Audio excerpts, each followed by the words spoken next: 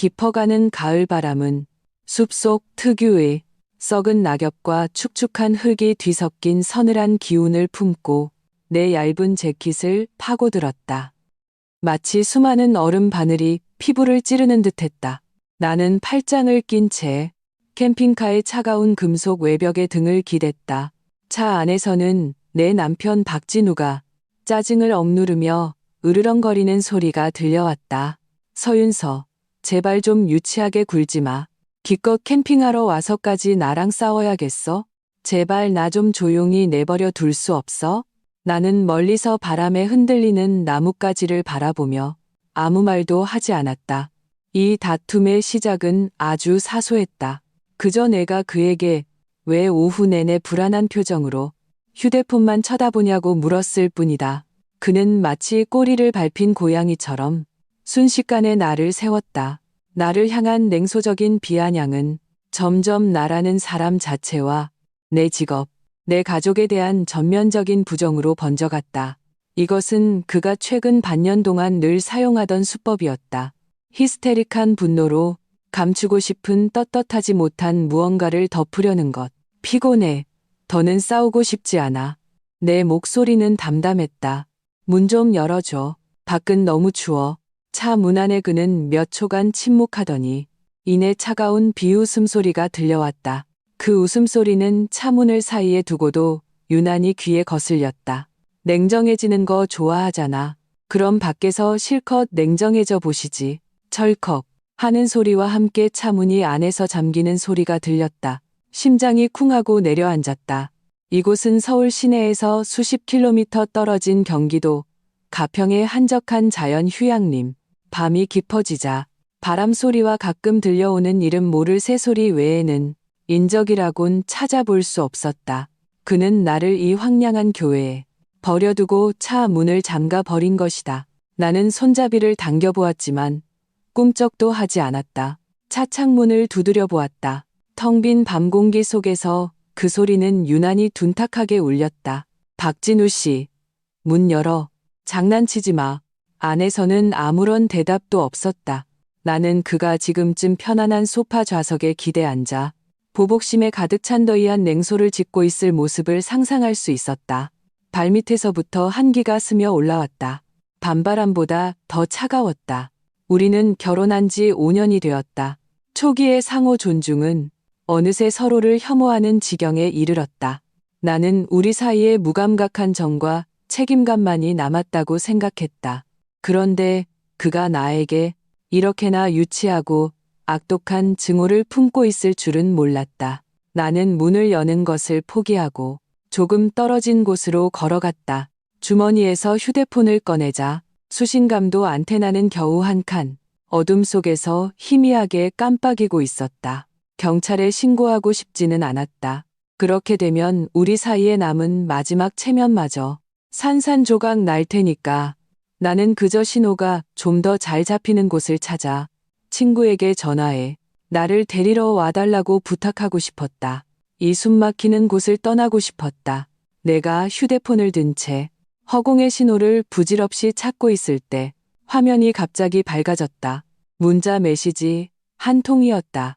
번호는 낯선 가상 번호였지만 내용은 독을 바른 비수처럼 정확하게 내 심장을 꿰뚫었다. 서윤서, 너의 마지막 평화를 즐기도록 해. 어떤 사람들은 태어날 때부터 행복할 자격이 없거든. 순간 숨이 되섰다. 이건 박진우의 말투가 아니었지만 분명 그와 관련이 있었다. 이것은 노골적이고도 상대를 내려다보는 듯한 도발이었다. 마지막 평화라니 무슨 뜻이지? 거대한 불안감이 보이지 않는 그물처럼 나를 단단히 붙잡았다. 나는 더 이상 망설이지 않고 떨리는 손가락으로 112를 눌렀다. 하지만 전화가 연결되기도 전에 내 눈앞 수십 미터 거리에 있던 우리가 대출까지 받아 산 지 1년도 채 되지 않은 그 캠핑카가 고요한 밤의 장막 속에서 아무런 예고 없이 거대한 주황색 화염에 휩싸였다. 쾅! 귀를 찢는 듯한 굉음이 순식간에 숲의 정적을 갈기갈기 찢어놓았다. 뜨거운 열기가 금속 파편과 타는 냄새를 머금고 얼굴로 덮쳐왔다. 나는 그 충격의 바닥으로 나동그라졌다. 귀가 멍멍해지며 세상의 모든 소리가 사라졌다. 오직 눈앞에 종말의 풍경처럼 하늘로 치솟는 맹렬한 불길만이 보였다. 캠핑카가 불타고 있었다. 마치 거대하고 뒤틀린 강철 괴물이 어둠 속에서 고통스럽게 울부짖는 것 같았다. 나는 차가운 땅에 엎드린 채 머릿속이 하얘졌다. 폭발. 왜 폭발이 일어난 거지? 박진우는 아직 안에 있는데. 나는 일어나려고 발버둥 쳤다. 그쪽으로 달려가고 싶었지만 온몸에 힘이 빠져나간 듯 그저 부질없이 땅 위를 기어 다닐 뿐이었다. 불길은 마치 생명이 있는 것처럼 탐욕스럽게 차 안의 모든 것을 집어삼켰고 차창 유리를 타닥타닥 소리를 내며 태웠다. 검은 연기가 뭉게뭉게 피어올라 머리 위에 별과 달을 가렸다.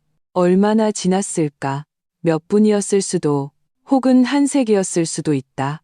멀리서 날카로운 사이렌 소리가 점점 가까워져 왔다. 몇 줄기의 눈부신 차량 헤드라이트가 어둠을 갈랐다. 소방차와 경찰차가 굉음을 내며 도착했다. 제복을 입은 사람들이 불빛 속을 오갔고 고압 소방호스에서 뿜어져 나온 하얀 물줄기가 이미 뼈대만 앙상하게 남은 캠핑카를 향해 부질없이 쏟아졌다. 나는 꼭두각시처럼 누군가에게 부축을 받아 일어나 담요에 둘러싸인 채 경찰차 뒷좌석에 앉혀졌다.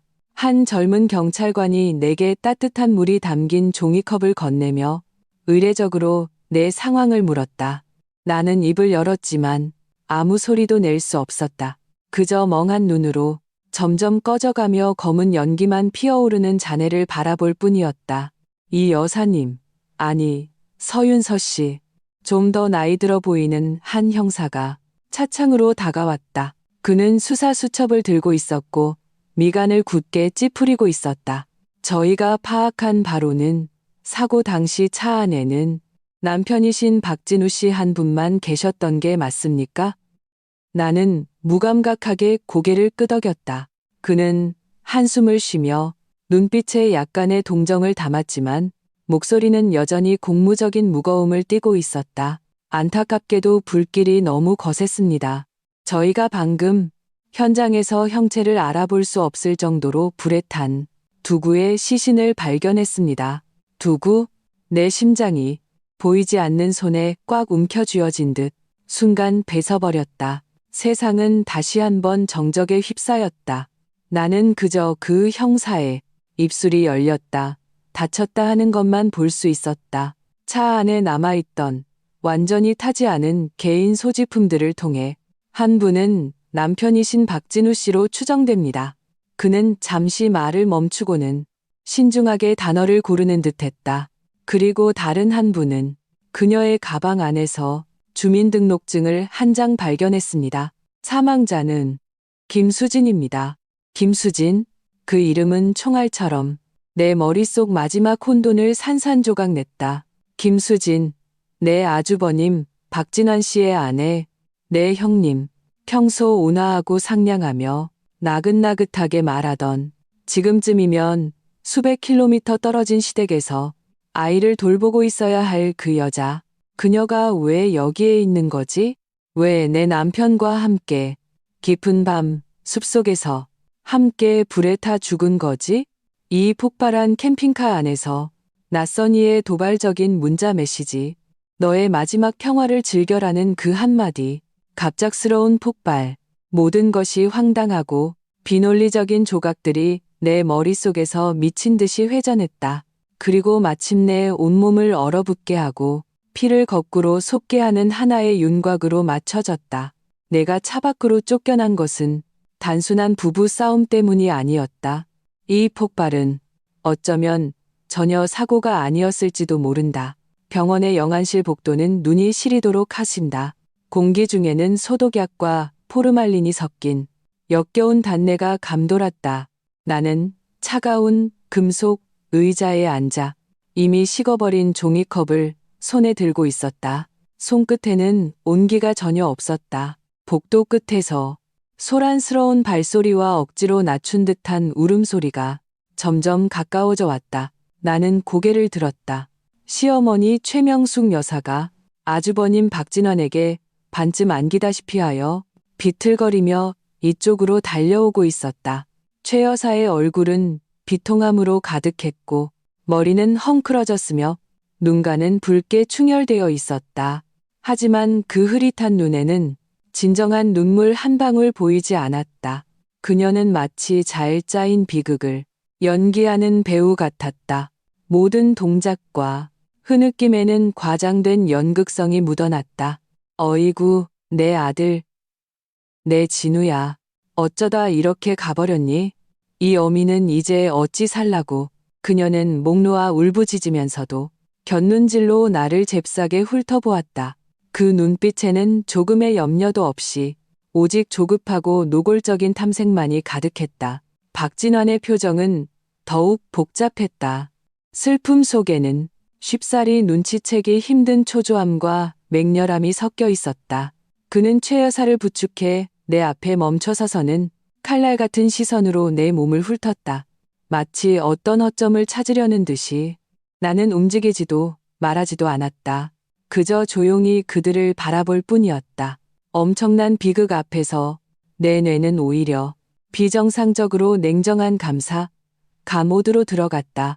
모든 거짓된 감정을 자동으로 걸러내고 오직 핵심 정보만을 포착했다.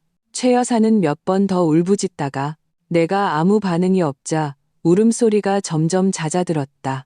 그녀는 박진환의 부축을 뿌리치고 내 옆에 털썩 주저앉아 내 팔을 잡아챘다. 그 힘은 놀라울 정도로 셌다. 그녀는 내 귓가에 바싹 다가와 목소리를 극도로 낮추었지만 뱉어내는 말은 차가운 독사처럼 내 귓속으로 파고들었다. 윤서야, 내 마음이 얼마나 아플지 안다. 하지만 죽은 사람은 돌아오지 않고 산 사람은 살아야지. 그녀는 잠시 말을 멈추고는 마침내 가장 궁금했던 질문을 던졌다. 진우, 그의 캠핑카 보험은 다 드러났지? 그리고 걔 회사에서도 분명 상해보험 같은 거 많이 들어줬을 텐데 보상금이 얼마나 나올지 대충 짐작은 가니? 그 순간 내 마음은 영안실의 시신보다도 더 차갑게 식었다. 그녀의 아들은 아직 시신이 수습되지도 않았는데 그녀가 신경 쓰는 것은 사인이 아니라 진실이 아니라 보험금이었다. 마치 박진우의 죽음이 그녀에게는 가족의 비극이 아니라 곧 입금돼 정산해야 할 자산인 것처럼. 나는 대답하지 않고 천천히 내 팔을 빼냈다. 나의 침묵이 박진환을 격분시킨 듯했다.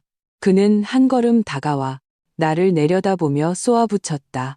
그 눈빛은 궁지에 몰린 야수처럼 흉포했다. 서윤서, 내가 묻고 있잖아. 어머니가 묻고 계시잖아. 너 벙어리야? 아주버님. 나는 마침내 입을 열었다. 목소리는 심하게 잠겨 있었다. 경찰이 아직 조사 중이에요. 지금 이런 얘기를 하는 건 너무 이르지 않나요? 이르다고? 박진환은 마치 세상에서 가장 큰 농담을 들은 것처럼 반응했다. 그는 갑자기 손을 들어 아무런 예고 없이 내 뺨을 세차게 후려쳤다. 짝! 날카로운 소리가 조용한 복도에 울려 퍼지며 굴욕적인 메아리를 남겼다. 뺨이 불타는 듯 아팠고 입안에서는 비릿한 피맛이 퍼졌다. 나는 피하지도 맞서 싸우지도 않았다. 그저 천천히 고개를 들어 거의 무감각할 정도로 차가운 눈빛으로 그를 바라보았다. 이 재수없는 년. 박진환은 내 코를 가리키며 얼굴을 흉하게 일그러뜨린 채 포효했다. 틀림없이 너야. 네가 내 동생이랑 싸워서 걔를 정신없게 만들어서 이런 사고가 난 거야. 아니, 이건 사고도 아니야. 내가 내 동생이랑 내 재수 씨를 죽인 거야. 서윤서, 너 정말 악독한 년이구나. 그는 재수 씨라는 단어를 유난히 힘주어 말했지만 눈은 의도적으로 내 시선을 피했다. 알 것 같았다. 그들은 애도하러 온 것이 아니었다. 그들은 선수를 쳐서 내게 죄를 뒤집어 씌우러 온 것이다. 내가 박진우를 죽였다는 사실을 기정사실로 만들면 그 다음부터는 여론이든 도덕이든 재산 분할이든 모든 것에서 그들이 유리한 고지를 점령할 수 있을 테니까. 나는 더 이상 피해자가 아니라 잠재적인 죄인, 그들이 마음대로 주무르고 착취할 수 있는 죄인이 될 것이다. 내가 그들을 죽였다고요? 나는 그 말을 나지막이 되뇌었다. 입꼬리가 제멋대로 비틀리며 비웃는 듯한 곡선을 그렸다. 나는 분노와 죄책감으로 뒤틀린 저 얼굴을 옆에서 가짜 눈물을 닦으며 우리의 대화를 엿듣는 시어머니를 보았다. 가슴 속에 오랫동안 억눌려 있던 분노가 마침내 출구를 찾았다. 아주버님, 뭔가 착각하고 계신 것 같은데요. 내 목소리는 크지 않았지만 이상하리만치 또렷했다. 한 글자 한 글자가 차가운 돌멩이처럼 그들의 심장에 박혔다. 차 밖으로 쫓겨나서 숲속에서 얼어 죽거나 폭발에 휘말려 죽을 뻔한 사람은 저예요. 그리고 아주버님의 착한 동생 박진우는 차 안에서 아주버님의 착한 아내 김수진과 함께 불에 타 죽었고요. 나는 의도적으로 아주버님의 착한 아내라는 부분을 강조했다. 박진환의 얼굴이 순식간에 새하얗게 질리며 눈빛에 당황한 기색이 스쳤다.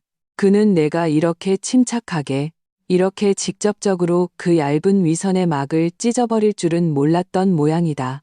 너 무슨 헛소리야. 그는 허둥지둥 소리쳤다.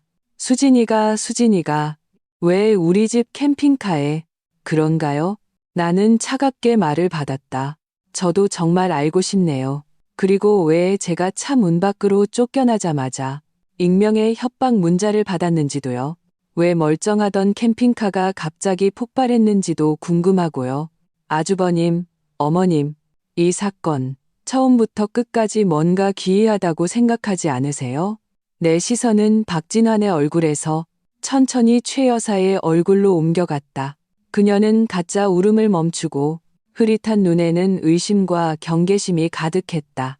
바로 그때 영안실 문이 열리고 사건 담당인 이동준 경위가 걸어 나왔다. 그는 우리 사이의 일촉즉발의 분위기를 보고는 미간을 찌푸렸다. 유가족분들, 잠시 저 좀 따라오시죠. 확인해야 할 사항이 있습니다. 최 여사와 박진환은 즉시 구세주라도 만난 듯 재빨리 그에게 다가갔다. 나는 입가에 피를 닦고 심호흡을 한 뒤 그들을 따라갔다. 나는 울지도 소란을 피우지도 않을 것이다. 눈물은 이 세상에서 가장 값싼 것이다. 특히 사람을 잡아먹는 늑대들 앞에서는. 지금부터 나는 더 이상 누군가의 아내도 며느리도 아니다. 나는 서윤서, 살해당할 뻔한 생존자이자 남편의 죽음의 진실을 감사하고 청산을 시작할 사람이다. 한때 집이라 불렸던 곳으로 돌아왔다.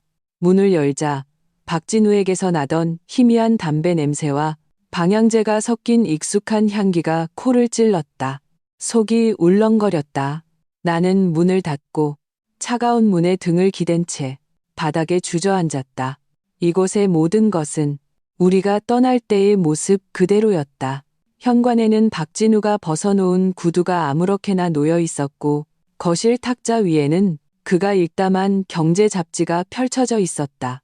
이 집의 모든 구석구석이 그의 흔적으로 가득했다. 마치 보이지 않는 그물처럼 나를 빈틈없이 감싸며 그 남자의 존재와 소멸을 상기시켰다. 하지만 이제 이 모든 것이 끔찍한 아이러니가 되었다. 아침에 다정하게 달걀 프라이를 해주며 낭만적인 캠핑을 약속했던 남편은 몇 시간 만에 그의 친형수와 함께 잿더미가 되어버렸다. 감정에 빠져 있을 수 없었다. 법무팀 감사로서 나는 누구보다 잘 알았다. 감정은 효율적인 의사결정의 가장 큰 적이다. 나는 억지로 몸을 일으켜 마치 기업 비리 조사 프로젝트를 대하듯 체계적으로 이 집을 수색하기 시작했다. 나의 첫 번째 목표는 집안의 재정 상황이었다. 나는 우리의 공동 예금 계좌를 열고 비밀번호를 입력했다. 화면에 나타난 숫자는 나를 얼어붙게 했다. 잔액 17,500원. 우리 통장에는 원래 5천만 원 가까운 예금이 있었다. 주택담보대출 중도 상환을 위해 모아둔 돈이었다. 그런데 이제는 거의 텅 비어 있었다. 나는 즉시 거래 내역을 조회했다. 우리가 캠핑을 떠나기 바로 전날 그 돈이 3번에 걸쳐 낯선 개인 계좌로 모두 이체된 것으로 나타났다. 심장이 점점 가라앉았다. 박진우는 우리의 마지막 남은 미천까지 빼돌리고 있었다. 그는 무엇을 하려던 걸까? 김수진과 함께 도망이라도 치려던 걸까? 나는 서재로 달려가 그가 절대 만지지 못하게 했던 금고를 열었다. 안에는 현금도 귀중품도 없었다. 오직 두툼한 서류 뭉치뿐이었다. 가장 위에 있는 것은 새로운 생명보험 계약서였다. 피보험자는 박진우, 보험금은 무려 5억 원. 나는 마지막 장을 넘겼다. 수익자란에는 원래 인쇄체로 내 이름, 서윤서가 적혀 있었다. 하지만 지금 내 이름은 거친 검은 줄로 그어져 있었고 그 옆에 날림 글씨로 다른 이름이 적혀 있었다. 최명숙, 서명 날짜는 불과 사흘 전이었다. 그랬구나. 예금을 인출하고 보험 수익자를 변경한 뒤 오래되고 신호도 잘 터지지 않는 자연휴양림으로 나를 데려가 캠핑을 한다. 모든 단계가 너무나 긴밀하게 연결되어 있었다. 목표는 소름 끼칠 정도로 명확했다. 이것은 도피가 아니었다. 이것은 나를 상대로 한 치밀하게 계획된 살처사기 보험 사치자치버힌 범죄였다. 그는 나를 숲에서 사고로 죽게 만들고 싶었던 것이다. 그렇게 하면 그는 나라는 아내에게서 벗어날 수 있을 뿐만 아니라 그의 어머니가 5억 원이라는 거액의 보상금을 받아 그의 사업 실패로 인한 빚을 메우거나 김수진과의 새로운 삶을 시작할 수 있었을 것이다. 나는 그 차가운 보험 증서를 쥔 채 손가락이 하얗게 질리는 것을 느꼈다. 나는 울지 않았다. 분노조차 느껴지지 않았다. 오직 뼛속까지 파고드는 한기만이 느껴졌다. 내가 무려 5년 동안 나를 죽이려고 온갖 궁리를 한 남자와 한 침대에서 잠을 잤다니. 심지어 나는 아침에 그가 해준 위선적인 달걀 프라이에 잠시나마 감동하기까지 했다. 나는 정말이지 천하의 바보였다. 바로 그때 초인종이 거칠게 울리며 쾅쾅쾅 문을 두드리는 소리가 함께 들려왔다. 문 열어. 박진환, 안에 있는 거 다 알아. 빚졌으면 갚는 게 인지상정이지. 문 밖에서 위협적인 억양에 거친 남자 목소리가 들려왔다. 박진환. 그들이 어떻게 여길 찾아왔지? 나는 문으로 다가가 현관문 렌즈를 통해 밖을 내다보았다. 문신을 한 험악해 보이는 남자 2명이 문 앞을 막고 있었고 그중 한 명은 손에 눈에 띄는 빨간 페인트 통을 들고 있었다.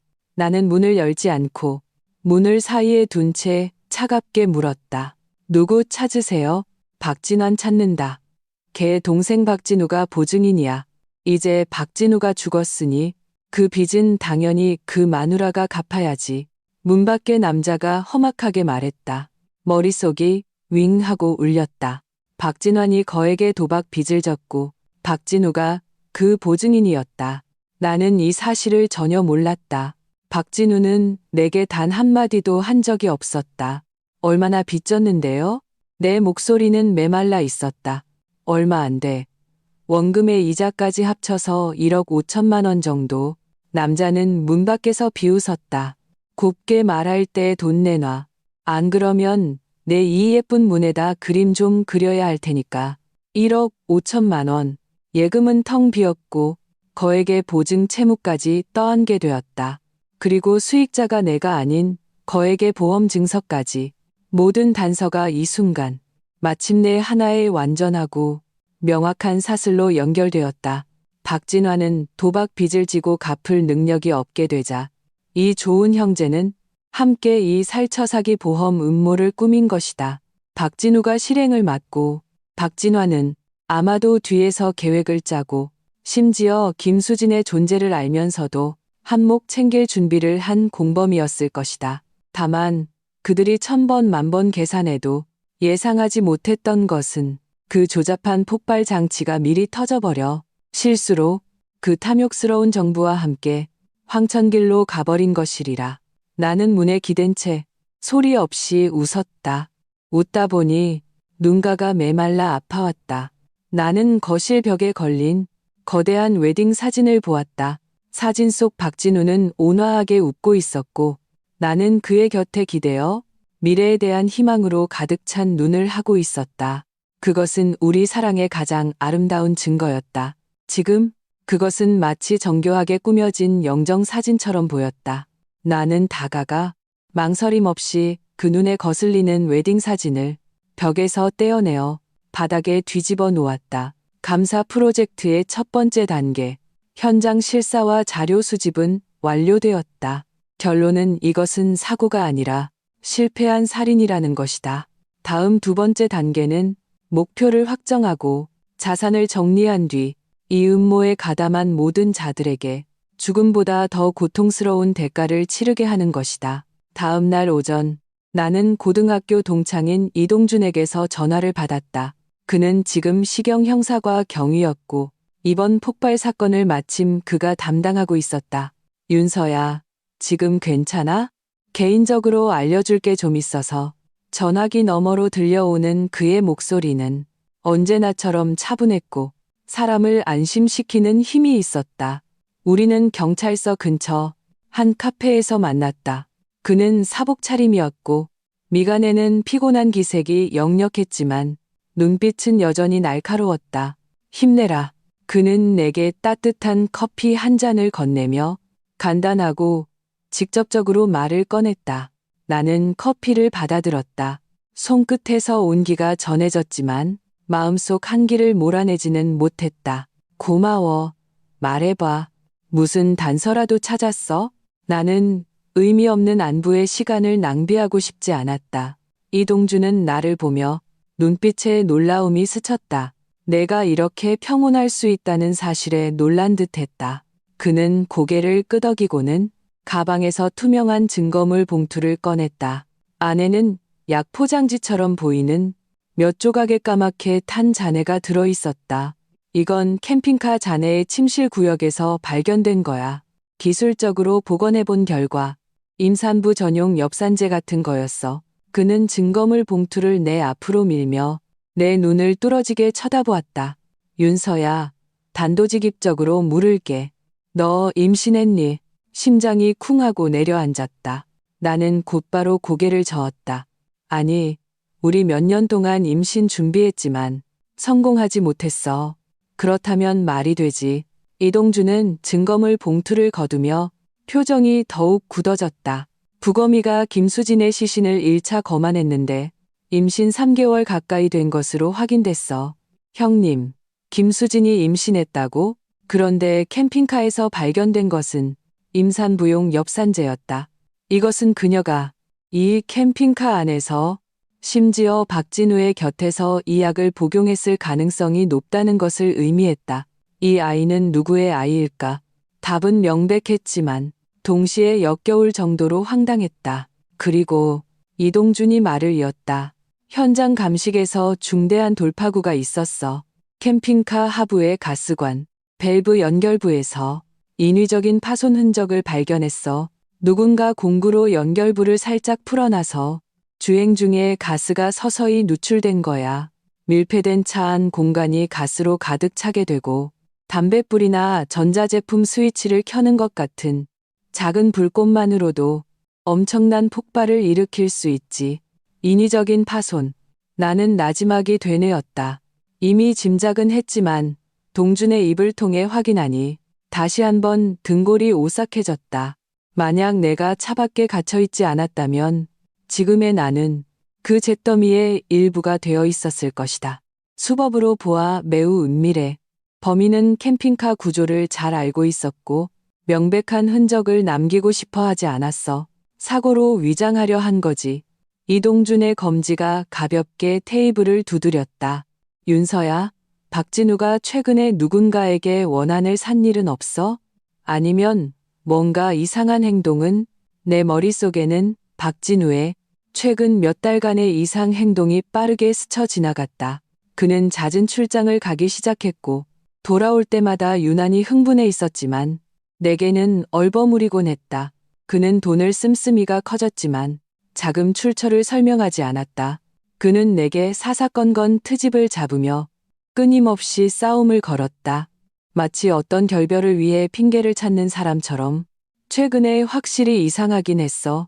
나는 이 이상한 점들을 간략하게 동준에게 말했지만 보험 증서와 채무에 관한 사실은 숨겼다. 아직 모든 패를 경찰에게 넘겨줄 때가 아니었다. 확실한 승산이 있기 전까지는 내가 직접 이 청산을 주도해야만 했다. 이 단서들을 토대로 조사를 시작해 볼게. 이동주는 고개를 끄덕였다. 그리고 사망자 유가족 쪽 감정이 매우 불안정해. 특히 박진환. 계속 네가 그들을 살해했다고 주장하고 있으니 너 스스로 조심해야 해. 알아. 나는 커피를 한 모금 마셨다. 씁쓸한 액체가 목을 타고 흘러내렸다. 동준아, 알려줘서 고마워. 우린 친구잖아. 당연하지. 그는 나를 보며 눈빛에 걱정이 더해졌다. 윤서야, 도움이 필요하면 언제든지 연락해. 혼자 끙끙 앓지 말고. 나는 그에게 억지 미소를 지어 보였다. 그러겠다고도 거절하지도 않았다. 카페를 나와 나는 집으로 가지 않고 바로 택시를 잡아 시어머니 최 여사가 현재 머물고 있는 박진환의 집으로 향했다. 나는 첫 번째 도미노를 쓰러뜨려야 했다. 이 혼탁한 물이 나로 인해 얼마나 더러워질 수 있는지 보기 위해서. 박진환의 집 문은 열려 있었고 안에서는 최 여사의 기운찬 욕설이 들려왔다. 박진환이 일 처리를 제대로 못한다고 질책하는 듯 했다. 내가 들어갔을 때 모자는 거실에 앉아 있었고 얼굴색이 모두 좋지 않았다. 나를 보자 그들의 얼굴에 떠오른 혐오와 경계심은 조금도 숨기지 않았다. 여긴 왜 왔어? 여긴 너 환영 안 해? 박진환은 마치 자신의 영역을 침범당한 들개처럼 즉시 일어나 내게 소리쳤다. 나는 그를 무시하고 곧장 최 여사 앞으로 걸어가 얼굴에 약간의 공포와 무력감이 섞인 적절한 표정을 지었다. 어머님, 내 목소리는 떨렸다. 방금 보험회사에서 돌아오는 길이에요. 보험회사라는 네 글자를 듣자마자 최 여사와 박진환의 눈이 동시에 번쩍였다. 최 여사는 즉시 걱정스러운 표정으로 바뀌어 내 손을 잡았다. 목소리까지 3배는 부드러워졌다. 그래, 보험회사에서 뭐라고 하더냐?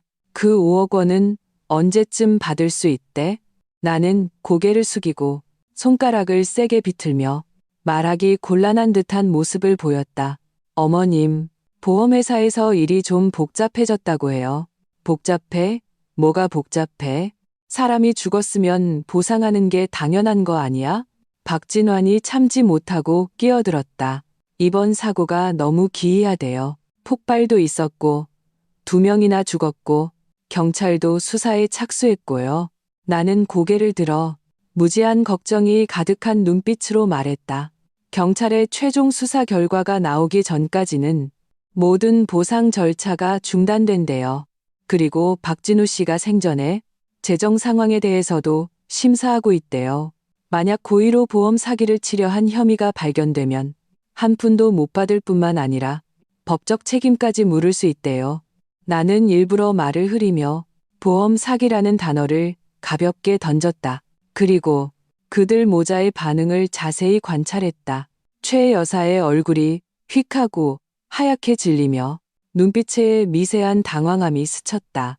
보험 사기? 말도 안 돼. 내 아들이 왜 보험 사기를 쳐? 그냥 사고였을 뿐이야. 박진환의 반응은 더욱 격렬했다. 그는 마치 아픈 곳을 찔린 것처럼 쾅 하고 테이블을 내리치며 내게 소리쳤다. 서윤서, 네가 보험회사에 헛소리한 거 아니야? 네가 우리 엄마가 이 돈 받는 거 싫어서 뒤에서 수작 부린 거 아니냐고. 아니에요. 나는 즉시 억울하게 누명을 쓴 듯한 표정을 지으며 눈시울까지 붉혔다. 제가 어떻게 그래요?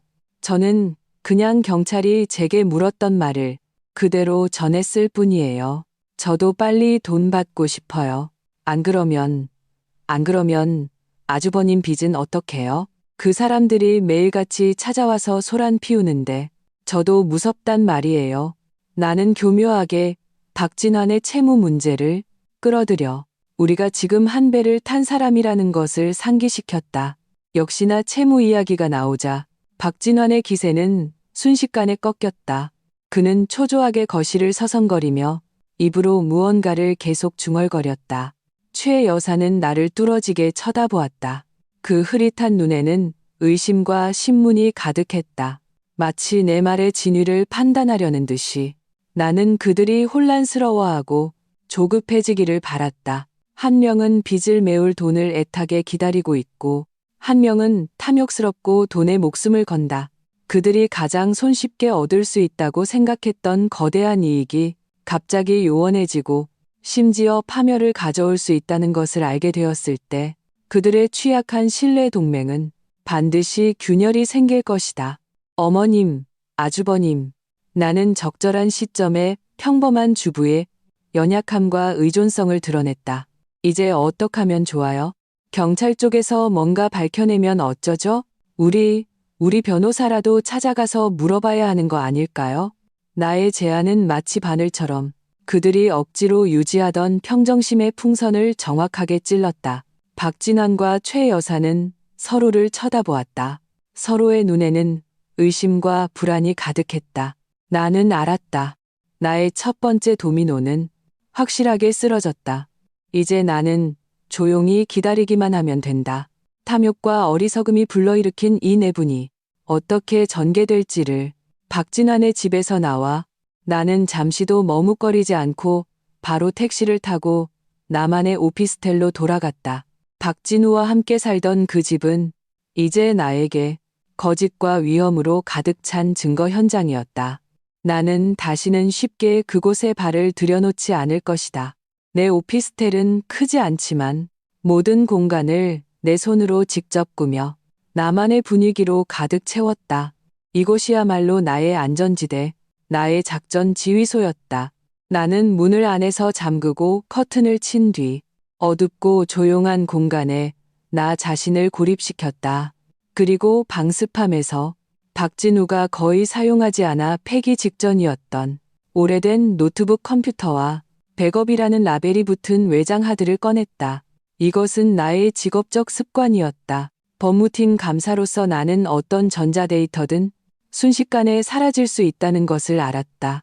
그래서 나는 박진우의 것을 포함해 모든 중요 기기의 데이터를 정기적으로 백업하는 습관을 들였다. 그는 늘 이것을 쓸데없는 걱정이라고 비웃었지만 나는 결정적인 순간에 구석에 잊혀있던 이 데이터들이 가장 치명적인 무기가 될 수 있다는 것을 알았다. 나는 외장 하드를 컴퓨터에 연결하고 비밀번호를 입력했다. 박진우의 휴대폰 클라우드와 동기화된 폴더가 눈앞에 나타났다. 나는 심호흡을 하고 날짜로 이름이 지정된 가장 최신 백업 파일을 열었다. 파일 안의 내용은 복잡했다. 사진, 동영상, 채팅 기록, 문서. 나는 냉정한 사냥꾼처럼 끈기 있게 정보의 정글 속에서 사냥감의 흔적을 찾았다. 곧 My Love라는 이름의 암호화된 압축 파일이 내 주의를 끌었다. 심장이 빠르게 뛰기 시작했다. 이런 장명 스타일은 박진우의 습관과는 너무나도 달랐다. 그는 실용적이고 심지어는 좀 지루한 남자였다. 결코 이렇게 느끼한 단어로 파일 이름을 짓지 않을 것이다. 나는 몇 가지 자주 사용하는 비밀번호를 시도해봤다. 내 생일, 그의 생일, 결혼기념일 모두 틀렸다. 나는 의자 등받이에 기대어 눈을 감고 억지로 박진우의 사고방식으로 들어가려 애썼다. 그는 무엇을 비밀번호로 사용했을까? 그에게 충분히 중요하면서도 충분히 은밀한 것.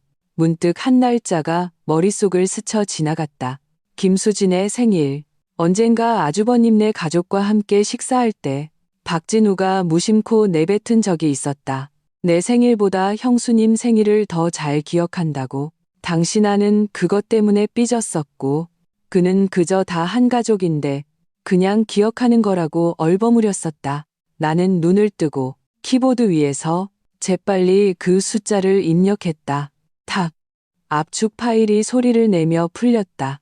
안의 내용은 얼음 조각이 섞인 더러운 물 한 바가지처럼 내 머리 위로 쏟아졌다. 그 안에는 달콤한 연애 편지는 없었다. 오직 눈뜨고 볼 수 없는 불륜 동영상들 뿐이었다. 촬영 장소는 호텔, 사무실, 심지어 우리 집 안방. 내가 5년 동안 잠을 잤던 그 침대 위였다. 영상 속 남녀 주인공은 바로 내 남편 박진우와 내 형님 김수진이었다. 그들은 방탕하게 얽혀 가장 은밀한 행위를 하면서 입으로는 가장 악독한 말을 내뱉고 있었다. 그 서윤서라는 여자는 그냥 목성미인이야. 침대에서는 죽은 생선 같다고. 형수님처럼 이렇게 매력 있는 여자랑은 비교가 안 되지. 이것은 박진우의 목소리였다. 내가 한 번도 들어본 적 없는 느끼한 아첨이 섞여 있었다. 그럼 그 여자랑 언제 이혼할 건데? 내 뱃속의 아이는 오래 못 기다려. 내 아이가 태어났을 때 떳떳하지 못한 건 싫어. 이것은 김수진의 목소리였다. 요염함 속에 미세한 계산이 섞여 있었다. 아이. 이동준의 말이 다시 귓가에 맴돌았다. 김수진은 임신했다. 박진우의 아이를. 나는 화면을 뚫어지게 쳐다보았다. 속이 메스꺼웠다. 영상은 계속되었다. 그들은 더 핵심적인 문제인 돈에 대해 논의하기 시작했다. 이혼은 너무 오래 걸려. 그리고 서윤서, 그 여자는 영악해서 소송 걸면 내가 가져갈 수 있는 게 별로 없을 거야. 박진우의 목소리가 음산해졌다. 내가 이미 일거양득의 방법을 생각해놨어. 다음 화면으로 몇 장의 채팅 기록 캡처 화면이 나타났다. 박진우와 김수진의 대화 내용이었다. 어떻게 우연한 캠핑을 이용해 나를 실족사시키거나 가스 중독으로 죽게 만들어 5억 원의 거액 보험금을 타낼지에 대해 상세하게 논의하고 있었다. 대화 속에서 김수진은 박진우보다 더 적극적이고 악랄했다. 그녀는 심지어 그냥 브레이크에 손대는 건 어때? 라고 제안하기까지 했다. 북악 스카이웨이 그 길은 커브가 많고 험해서 떨어지면 차는 박살나고 사람은 죽지. 아무도 알아채지 못할 거야. 손가락이 차가워져. 마우스를 거의 잡을 수 없었다. 더 직접적이고 더 잔인한 살인 계획이 평소 내게 온화하게 미소 짓던 그 형님에게서 나왔다니. 하지만 나를 가장 소름 끼치게 만든 것은 마지막 몇 장의 캡처 화면이었다. 그것은 3명의 단체 채팅방 기록이었다. 채팅방에는 박진우와 김수진 외에 놀랍게도 또 한 사람이 있었다. 나의 아주버님 박진환. 대화 내용은 더욱 충격적이었다. 박진환, 진우야, 이거 확실한 거냐? 나중에 돈도 못 받고 너까지 엮여 들어가는 거 아니야? 박진우, 형, 걱정 마. 내가 이미 사람 시켜서 알아봤어. 그 캠핑카 가스밸브에 약간 문제가 있는데 조금만 손대면 아무도 모르게 할 수 있어. 나중에 서윤서가 조작 미숙으로 누출을 일으켰다고 하면 돼. 여자가 캠핑카에 대해 뭘 알겠어. 김수진, 아주버님, 걱정 마세요. 일이 성사되면 5억 원 보험금 우리 3명이서 나눠요. 1억 5천만 원이면 도박 빚 갚고도 남을 거예요. 나중에 진우 씨가 회사 사장이 되면 아주버님 몫이 없을까 봐요? 박진환. 좋아, 그렇게 하자. 하지만 미리 말해두는데 나는 모르는 척 할 거고 너희들 뒤나 봐줄 거야. 구체적인 건 너희가 알아서 해. 나까지 끌어들이지 마. 온 가족이 공모했다. 이것은 단순한 불륜과 재산을 노린 살인 사건이 아니었다. 이것은 친정이라는 위장 아래 근친상간, 탐욕, 도박이 뒤엉켜 오직 나 한 사람만을 겨냥한 비열한 음모였다. 남편, 형님, 아주버님, 내가 가장 가깝다고 믿었던 가족들이 내 곁에서 가장 흉악한 늑대였다. 그들은 내가 가져다 준 체면 있는 삶을 즐기면서 뒤에서는 칼을 갈며 내 피와 살을 어떻게 나눠 먹을지 상의하고 있었다. 엄청난 역겨움과 분노가 용암처럼 가슴속에서 들끓어 목구멍을 뚫고 나올 것 같았다. 나는 화장실로 달려가 차가운 세면대를 붙잡고 심하게 헛구역질을 했다. 아무것도 토해내지 못하고 오직 시큼한 담즙만이 계속해서 역류했다. 나는 차가운 물로 몇 번이고 얼굴을 씻으며 억지로 자신을 진정시켰다. 거울에는 핏기 하나 없이 창백한 얼굴이 비쳤다. 하지만 그 두 눈은 무섭도록 빛나고 있었다. 2개의 차가운 복수의 불꽃이 타오르고 있었다. 울까? 소리칠까? 이 증거들을 그들의 얼굴에 직접 던져 그들의 당황한 추태를 볼까? 너무 쉽게 끝내는 것이다. 나는 컴퓨터 앞으로 돌아와 터치패드 위에서 냉정하고 정확하게 손가락을 움직였다. 나는 압축 파일 안의 모든 동영상과 채팅 기록 캡처 화면을 종류별로 정리한 뒤 새로운 암호화 파일을 만들어 오직 나만 아는 극도로 복잡한 비밀번호를 설정했다. 그리고 이 폴더를 3중 암호화된 경로를 통해 해외 클라우드 서버에 업로드했다. 이 모든 작업을 마친 뒤 나는 외장 하드와 컴퓨터에 있는 모든 원본 파일과 작업 흔적을 삭제했다. 이제 증거는 안전했다. 그들 모두의 운명을 결정할 수 있는 이 왕패는 내 손에 단단히 쥐어 있었다. 채팅 기록은 공모의 증거일 뿐 그들을 직접적인 살인죄로 기소하기에는 부족했다. 나는 더 많고 더 확실한 증거가 필요했다. 그들을 법의 심판대에 확실히 못 박을 증거. 그리고 지금 가장 좋은 돌파구는 탐욕으로 인해 이미 위태로워진 그들의 내부 신뢰관계였다. 나는 휴대폰을 들고 박진환에게 전화를 걸었다. 여보세요. 전화기 너머 박진환의 목소리는 짜증과 경계심으로 가득했다. 아주버님, 저예요. 내 목소리는 평온했다. 우리 따로 얘기 좀 해야 할 것 같아요. 형님, 김수진 씨의 사적인 일에 대해서요.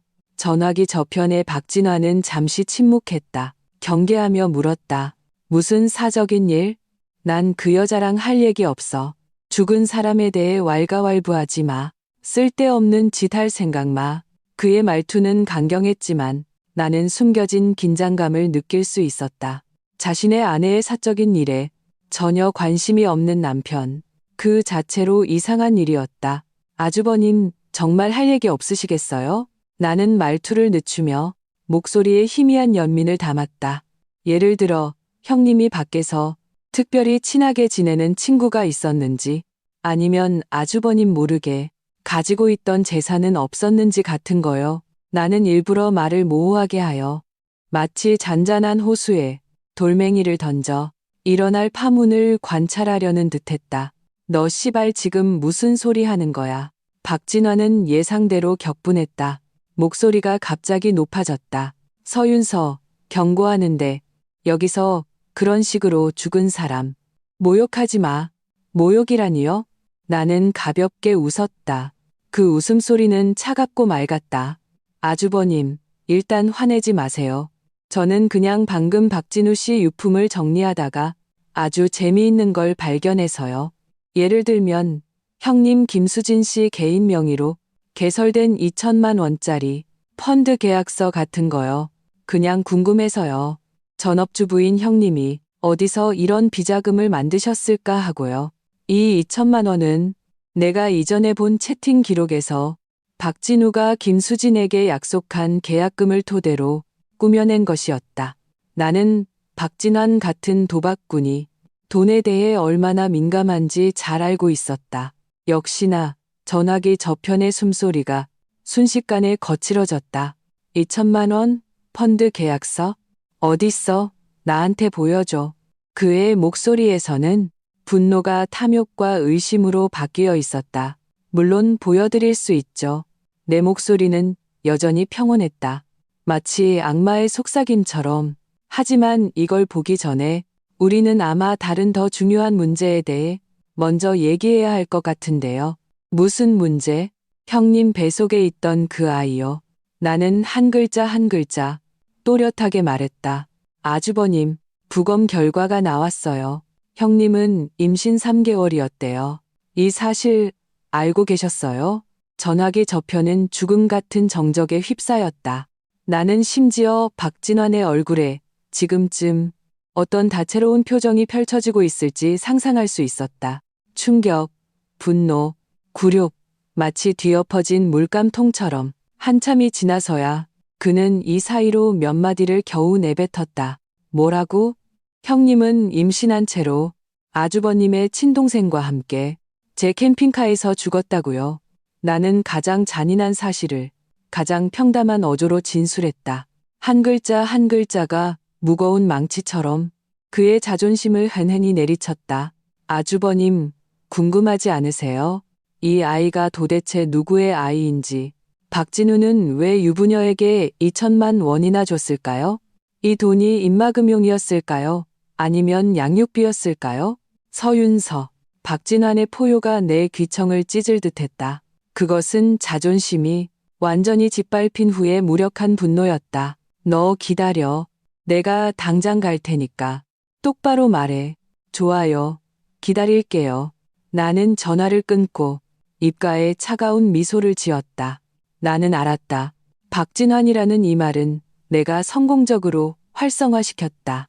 그는 지금 미친 황소처럼 배신감에 대한 분노와 그 비자금에 대한 탐욕으로 가득 차 있을 것이다.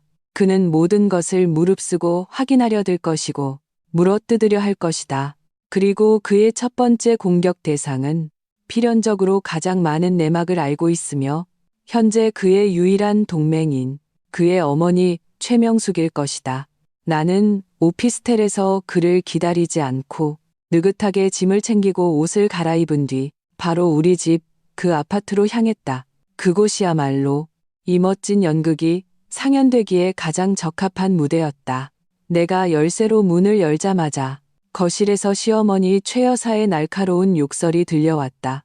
박진환의 분노에 찬 질문이 섞여 있었다. 엄마, 솔직히 말해. 김수진 그 쌍년. 진작부터 둘째랑 붙어먹은 거 맞지? 그 2천만 원 비자금은 대체 어떻게 된 거야? 엄마도 알고 있었지.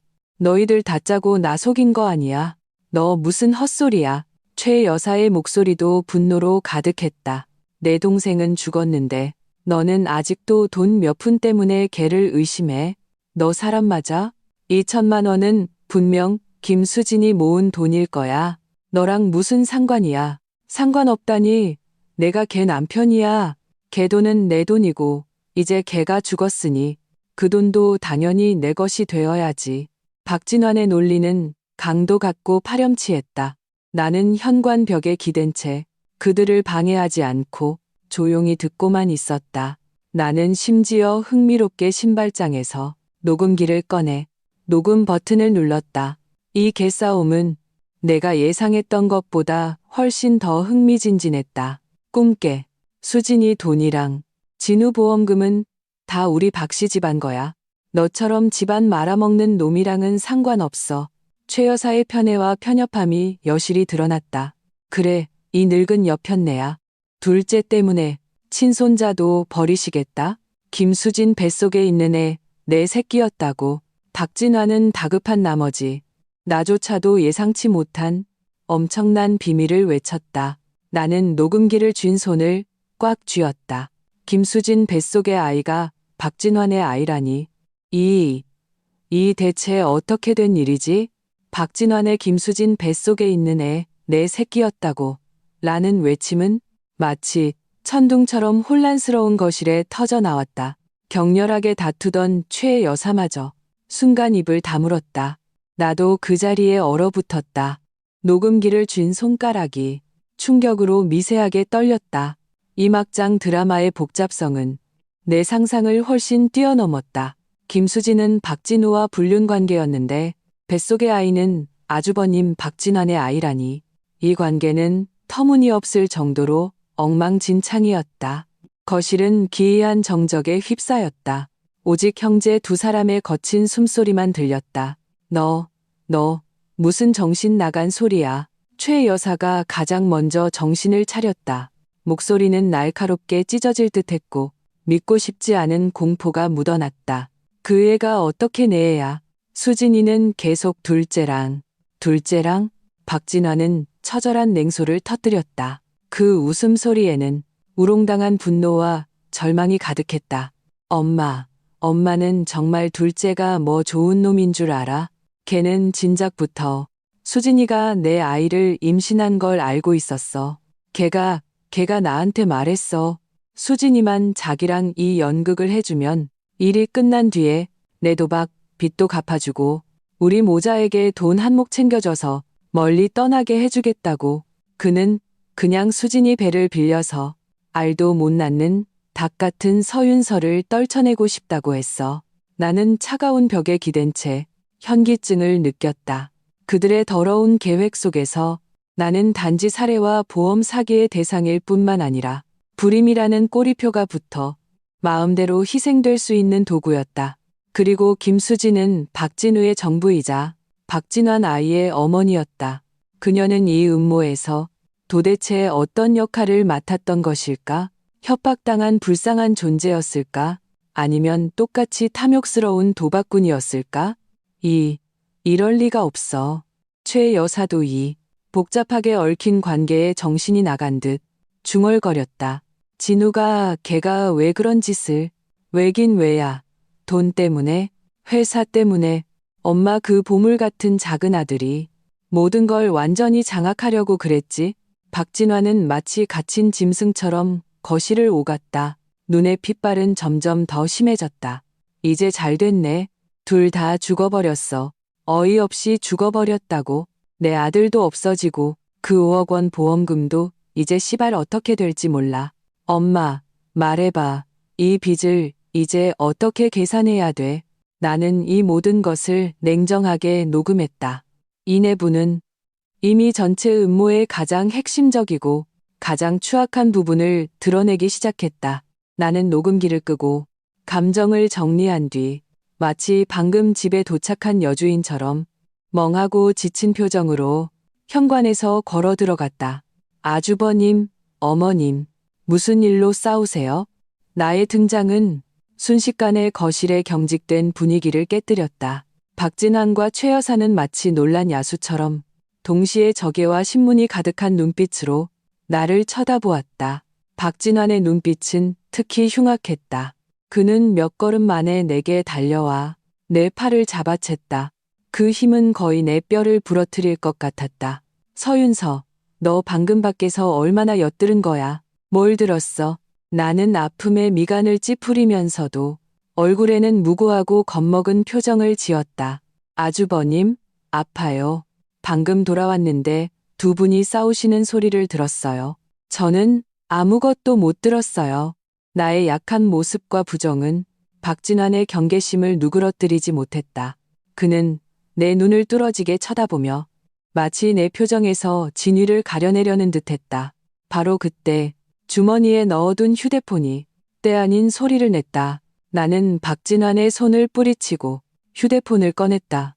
화면에는 낯선 번호가 표시되어 있었다. 나는 잠시 망설이다가 스피커폰 버튼을 눌렀다. 여보세요? 서윤서 씨 맞으신가요? 전화기 저편에서 의례적이고 차가운 여성의 목소리가 들려왔다. 네, 그런데요. 누구시죠? 안녕하세요. 여기는 XX생명보험 이해조사팀입니다. 남편이신 박진우 씨의 상해보험금 청구건은 정식으로 접수되었습니다. 하지만 상대방은 일부러 말을 멈추고 기대감을 높였다. 거실의 모든 사람의 시선이 내 작은 휴대폰에 집중되었다. 하지만 심사 과정에서 몇 가지 문제점을 발견했습니다. 여성은 계속해서 말했다. 저희는 익명의 제보를 받았습니다. 피보험자 박진우 씨가 보험 가입 전 거액의 채무 보증인이라는 사실을 은폐했으며 보험 사기에 중대한 혐의가 있다는 내용입니다. 보험업법 규정에 따라 저희 회사는 정식으로 보험 사기 조사 절차를 시작했으며 관련 자료를 경찰에 이첩했습니다. 조사 결과가 나올 때까지 보험금 지급은 무기한 중단될 예정입니다. 이 점 양지해 주시기 바랍니다. 말을 마친 상대방은 내게 아무런 질문의 기회도 주지 않고 깔끔하게 전화를 끊었다. 그 소위 익명의 제보 전화는 물론 내가 인터넷 전화로 내게 직접 건 것이었다. 목적은 그들이 그 보험금에 대해 가졌던 마지막 희망을 완전히 끊어버리고 그들을 막다른 길로 몰아넣기 위해서였다. 보험 사기, 경찰의 이첩. 최 여사는 이 단어들을 중얼거리며 얼굴이 순식간에 종이처럼 하얘졌다. 몸이 풀려 소파에 쓰러졌다. 박진환의 반응은 더욱 격렬했다. 그는 몇 초간 멍하니 있다가 이내 완전히 격분한 황소처럼 두 눈이 시뻘개져 나를 쏘아보았다. 그 눈빛은 마치 나를 산채로 잡아먹을 것 같았다. 너야, 틀림없이 내 짓이야. 서윤서, 이 독한 년. 그는 울부짖으며 미친 듯이 내게 달려들었다. 죽여버리겠어. 걔가 궁지에 몰리면 벽을 넘는다는 것을 알았다. 그 순간이 마침내 왔다. 박진환의 광기 어린 공격 앞에서 나는 놀라 소리치거나 피하지 않았다. 그 순간 나는 오히려 비정상적으로 침착했다. 나는 그가 휘두르는 주먹을 옆으로 피하면서 동시에 이미 준비해둔 휴대폰을 거실 중앙에 단단한 대리석 탁자를 향해 세차게 내던졌다. 와장창. 휴대폰 화면이 산산조각 나며 거미줄처럼 변했다. 나의 이 행동은 박진환의 예상을 완전히 벗어났다. 그는 헛손질을 하고 비틀거리다가 믿을 수 없다는 눈빛으로 나를 돌아보았다. 미쳤어. 미친 건 당신들이지. 나는 몸을 바로 세웠다. 목소리는 크지 않았지만 전례 없이 차갑고 꿰뚫는 힘이 있어 거실 전체에 울려 퍼졌다. 아주버님, 내 휴대폰을 부쉈다고 해서 당신들의 그 대화 기록이 사라질 것 같아요? 나를 한 대 때리고 협박하면 그 피 묻은 보험금을 받을 수 있을 것 같아요? 내 시선은 놀라서 멈춰 선 박진환과 그의 뒤 소파에 주저앉아 잿빛이 된 시어머니 최명숙을 천천히 훑었다. 내가 말해두죠. 소용없어요. 나는 한 글자 한 글자 또렷하게 말했다. 당신들이 그 더러운 생각을 한순간부터 당신들은 이미 졌어요. 모든 채팅 기록은 내가 이미 클라우드에 백업해뒀어요. 내가 원하면 언제든지 경찰에 넘길 수 있어요.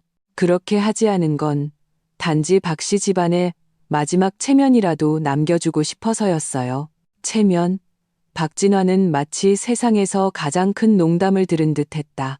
그는 거친 숨을 몰아쉬며 눈 속의 광기는 점차 음흉한 계산으로 바뀌었다. 서윤서 허풍 떨지 마. 내 손에 진짜 뭐가 있었으면 진작에 신고했겠지. 넌 그저 그걸 담보로 돈이나 더 뜯어내려는 속셈이잖아. 돈? 나는 그를 경멸의 눈빛으로 쳐다보았다. 박진환 씨 같은 사람 머릿속에는 돈 말고 다른 게 있긴 한가요? 당신 동생이 죽었고, 당신 아내가 죽었고, 당신의 그 태어나지도 못한 아이도 죽었어요. 그런데도 당신이 신경 쓰는 건 여전히 돈이군요. 내 말은 칼날처럼 정확하게 그의 아픈 곳을 찔렀다. 그의 얼굴은 파랗게 질렸고 꽉 쥔 주먹은 힘이 들어가 미세하게 떨렸다. 닥쳐? 내가 맞췄나요? 나는 그에게 숨 쉴 틈도 주지 않고 몰아붙였다. 당신은 그들을 전혀 신경 쓰지 않아. 당신은 오직 자신만, 당신의 도박빚을 갚을 수 있는지, 이 인명 거래에서 한몫 챙길 수 있는지에만 관심이 있지. 심지어 내 시선은 최명숙에게로 향했다. 당신들은 다 짜고 돈을 받으면 모든 죄책을 죽은 사람들에게 떠넘기려고 했잖아요. 안 그래요? 최명숙은 몸을 떨며 내 눈을 피했다. 박진환의 심리적 방어선은 나의 연이은 공격에 분명히 흔들리기 시작했다. 그의 눈빛은 흔들렸고 더 이상 아까처럼 기세등등하지 않고 허세를 부리는 듯한 공포가 깃들어 있었다. 바로 그때 문 밖에서 급한 노크 소리가 들렸다. 문 열어요. 경찰입니다. 이 소리는 박진환과 최명숙에게 사형 선고나 다름없었다. 두 사람의 얼굴은 순식간에 핏기 하나 없이 창백해졌다. 박진환은 반사적으로 베란다 쪽으로 달려가려 했다. 나는 그를 차갑게 바라보며 입을 열었다. 헛수고하지 마세요. 아래층에 이미 사람이 기다리고 있으니까. 문이 밖에서 열쇠로 열렸다. 이동준 경위가 2명의 경찰관과 함께 들어왔다. 분명히 내가 미리 계획해둔 것이었다. 내가 문에 들어서는 순간 나는 이미 이동준에게 위치 정보와 미리 설정된 구조 신호를 보냈다. 경찰을 보자 박진환은 완전히 기가 죽었다. 바람 빠진 풍선처럼 바닥에 주저앉았다. 이동준은 집안의 상황을 한번 훑어보고 내 약간 부은 뺨을 보며 미간을 살짝 찌푸렸다. 그는 박진환 앞에 서서 신분증을 제시하며 엄숙하고 공적인 목소리로 말했다. 박진환 씨, 우리는 현재 당신이 고의 살인 및 보험 사기 사건에 연루된 것으로 의심하고 있으며 타인의 신변을 협박한 혐의도 있습니다. 우리와 함께 가서 조사를 받아야겠습니다. 아니야, 난 아무것도 몰라. 다 박진우가 한 짓이야. 박진화는 마지막 지푸라기라도 잡는 심정으로 나를 가리키며 히스테릭하게 외쳤다. 이 여자야. 이 여자가 피를 토하며 나를 모함하는 거라고. 이동주는 그의 외침을 무시하고 뒤에 있던 동료들에게 눈짓했다. 2명의 경찰관이 즉시 샨첸, 박진환을 양쪽에서 부축해 일으켰다. 최명숙은 아들이 끌려가는 것을 보고 마침내 공포에서 벗어나 소파에서 벌떡 일어나 막으려 했다. 미친 듯이 울부짖었다. 내 아들을 왜 잡아가는 거야? 내 유일한 아들이라고. 데려가지 마. 나는 옆에 서서 차갑게 입을 열었다. 목소리는 크지 않았지만 그 자리에 있는 모든 사람이 들을 수 있을 만큼 또렷했다. 어머님, 잊으셨어요? 어머님에겐 박진우라는 작은 아들도 있잖아요. 아, 맞다. 그는 이미 죽었죠. 어머님 큰아들의 아내와 바람 피우다가요. 내 말은 얼음물 한 바가지처럼 최명숙의 머리 위로 쏟아졌다. 그녀의 모든 울음과 행패는 자라널즈. 온몸이 떨릴 뿐이었다. 이동주는 나를 깊은 눈으로 바라보았다. 그 눈빛은 복잡했다. 그는 별말 없이 안전에 유의해라는 말만 남기고 사람들을 데리고 넋이 나간 박진환을 데리고 떠났다. 집안에는 순식간에 나와 최명숙 단둘만 남았다. 며칠 후 박진우와 김수진의 합동 장례식이 열렸다. 장례식이라고는 하지만 사실은 한바탕 소동에 불과했다. 박씨 집안과 김씨 집안 친척들은 보상금 문제로 빈소에서 주먹 다짐 직전까지 갔다. 박진화는 중대 형사 사건 혐의로 구치소에 수감되어 참석하지 못했고 최명숙은 10년은 늙어 보였다. 혼자 구석에 멍하니 앉아 더 이상 눈물 한 방울도 흘리지 못했다. 나는 검은색 원피스를 입고 무표정하게 빈소 중앙에 서서 나란히 놓인 비웃는 듯한 미소를 띤 흑백 영정 사진 2장을 바라보았다. 사회가 의식 종료를 선언하려 할 때 나는 단상 위로 올라가 마이크를 잡았다. 모두가 놀라서 나를 쳐다보았다. 나는 추도사를 준비하지 않았다. 그저 마이크에 대고 평온하게 말했다. 오늘 이 자리에 서서 저는 과거를 회상하고 싶지 않습니다. 단 한 가지 사실을 알리고 싶을 뿐입니다. 내 시선은 단상 아래 각기 다른 속셈을 품은 친척들을 천천히 훑고 마지막으로 최명숙의 생기 없는 얼굴에 멈췄다. 오늘부터 저 서윤선은 정식으로 법원에 소송을 제기하여 박진우 명의의 모든 혼인 중 재산을 철저히 조사하고 불법적으로 횡령되거나 이전된 부분을 법에 따라 모두 회수할 것을 요구할 것입니다. 그리고 나는 잠시 말을 멈추고 빈소 구석에 대형 스크린을 켰다. 화면에는 내가 일부러 사람을 시켜보곤 한 박진우와 김수진이 해변에서 휴가를 보내며 찍은 다정한 사진이 나타났다. 이것으로 제 죽은 남편과 마찬가지로 불행하게 세상을 떠난 제 형님을 추모합니다. 부디 저 세상에서는 두 분의 인연이 계속되기를 바랍니다. 말을 마치고 나는 장래의 죽음 같은 정적과 경악의 숨소리 속에서 마이크를 내려놓고 돌아서서 한 걸음 한 걸음 굳건하게 이 황당한 빈소를 걸어 나왔다. 햇살이 몸에 비치니 조금 눈이 부셨지만 오랜만에 따스함도 느껴졌다. 싸움은 이제 막 시작되었다는 것을 나는 알았다. 장례식에서의 충격적인 선언으로 나와 박씨 집안의 관계는 완전히 파탄났고 나 역시 모든 친척들 눈에 건드리면 안 되는 여자가 되었다. 그들은 더 이상 내 앞에서 수군거리지 못했고 대신 두려움과 호기심이 섞인 거리감을 두었다. 이것이 바로 내가 원했던 효과였다. 나는 동정이 필요 없고 더더욱 이해받을 필요도 없었다. 내게 필요한 것은 앞으로의 청산 계획을 실행하기 위한 절대적으로 조용하고 방해받지 않는 환경이었다. 박진화는 구치소에 수감되었지만 살인에 가담했다는 사실을 완강히 부인했다. 그는 자신이 박진우에게 속았을 뿐 폭발의 내막에 대해서는 전혀 몰랐다고 주장했다. 단체 채팅방의 대화도 그저 형제간의 농담이었다고 둘러댔다. 직접적인 증거가 부족하여 경찰은 잠정적으로 협박 및 범인 은닉 혐의로만 그를 구속했을 뿐 살인사건의 공범으로 단정짓지는 못했다. 나는 박진환이 이 사건에서 가장 약한 고리이자 가장 중요한 돌파구라는 것을 알았다. 그는 탐욕스럽고 이기적이며 극도로 비겁했다.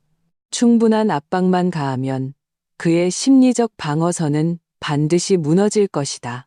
나는 그의 마지막 위장을 벗겨낼 더 날카로운 칼이 필요했다. 며칠 후 나는 피해자 가족 신분으로 다시 이동준 경위를 만났다. 이번에는 내가 클라우드에서 다운로드한 김수진이 임신 3개월이었다는 부검 보고서 요약본을 그의 앞에 놓았다. 동준아, 이 보고서 박진환 씨가 봤어? 내가 평온하게 물었다. 이동준은 미간을 찌푸렸다.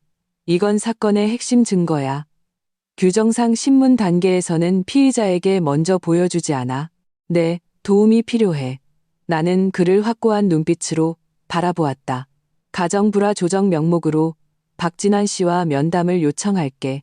면담할 때 내가 무심코 이 보고서를 그에게 보게 해줬으면 좋겠어. 이동준은 망설였다. 윤서야, 이건 규정에 어긋나. 그리고 내가 혼자 그를 만나는 건 너무 위험해. 규정에 어긋나기 때문에 의외의 효과를 낼 수 있어. 나는 그의 시선을 마주하며 의심의 여지가 없는 단호한 목소리로 말했다. 위험하다는 거 알아.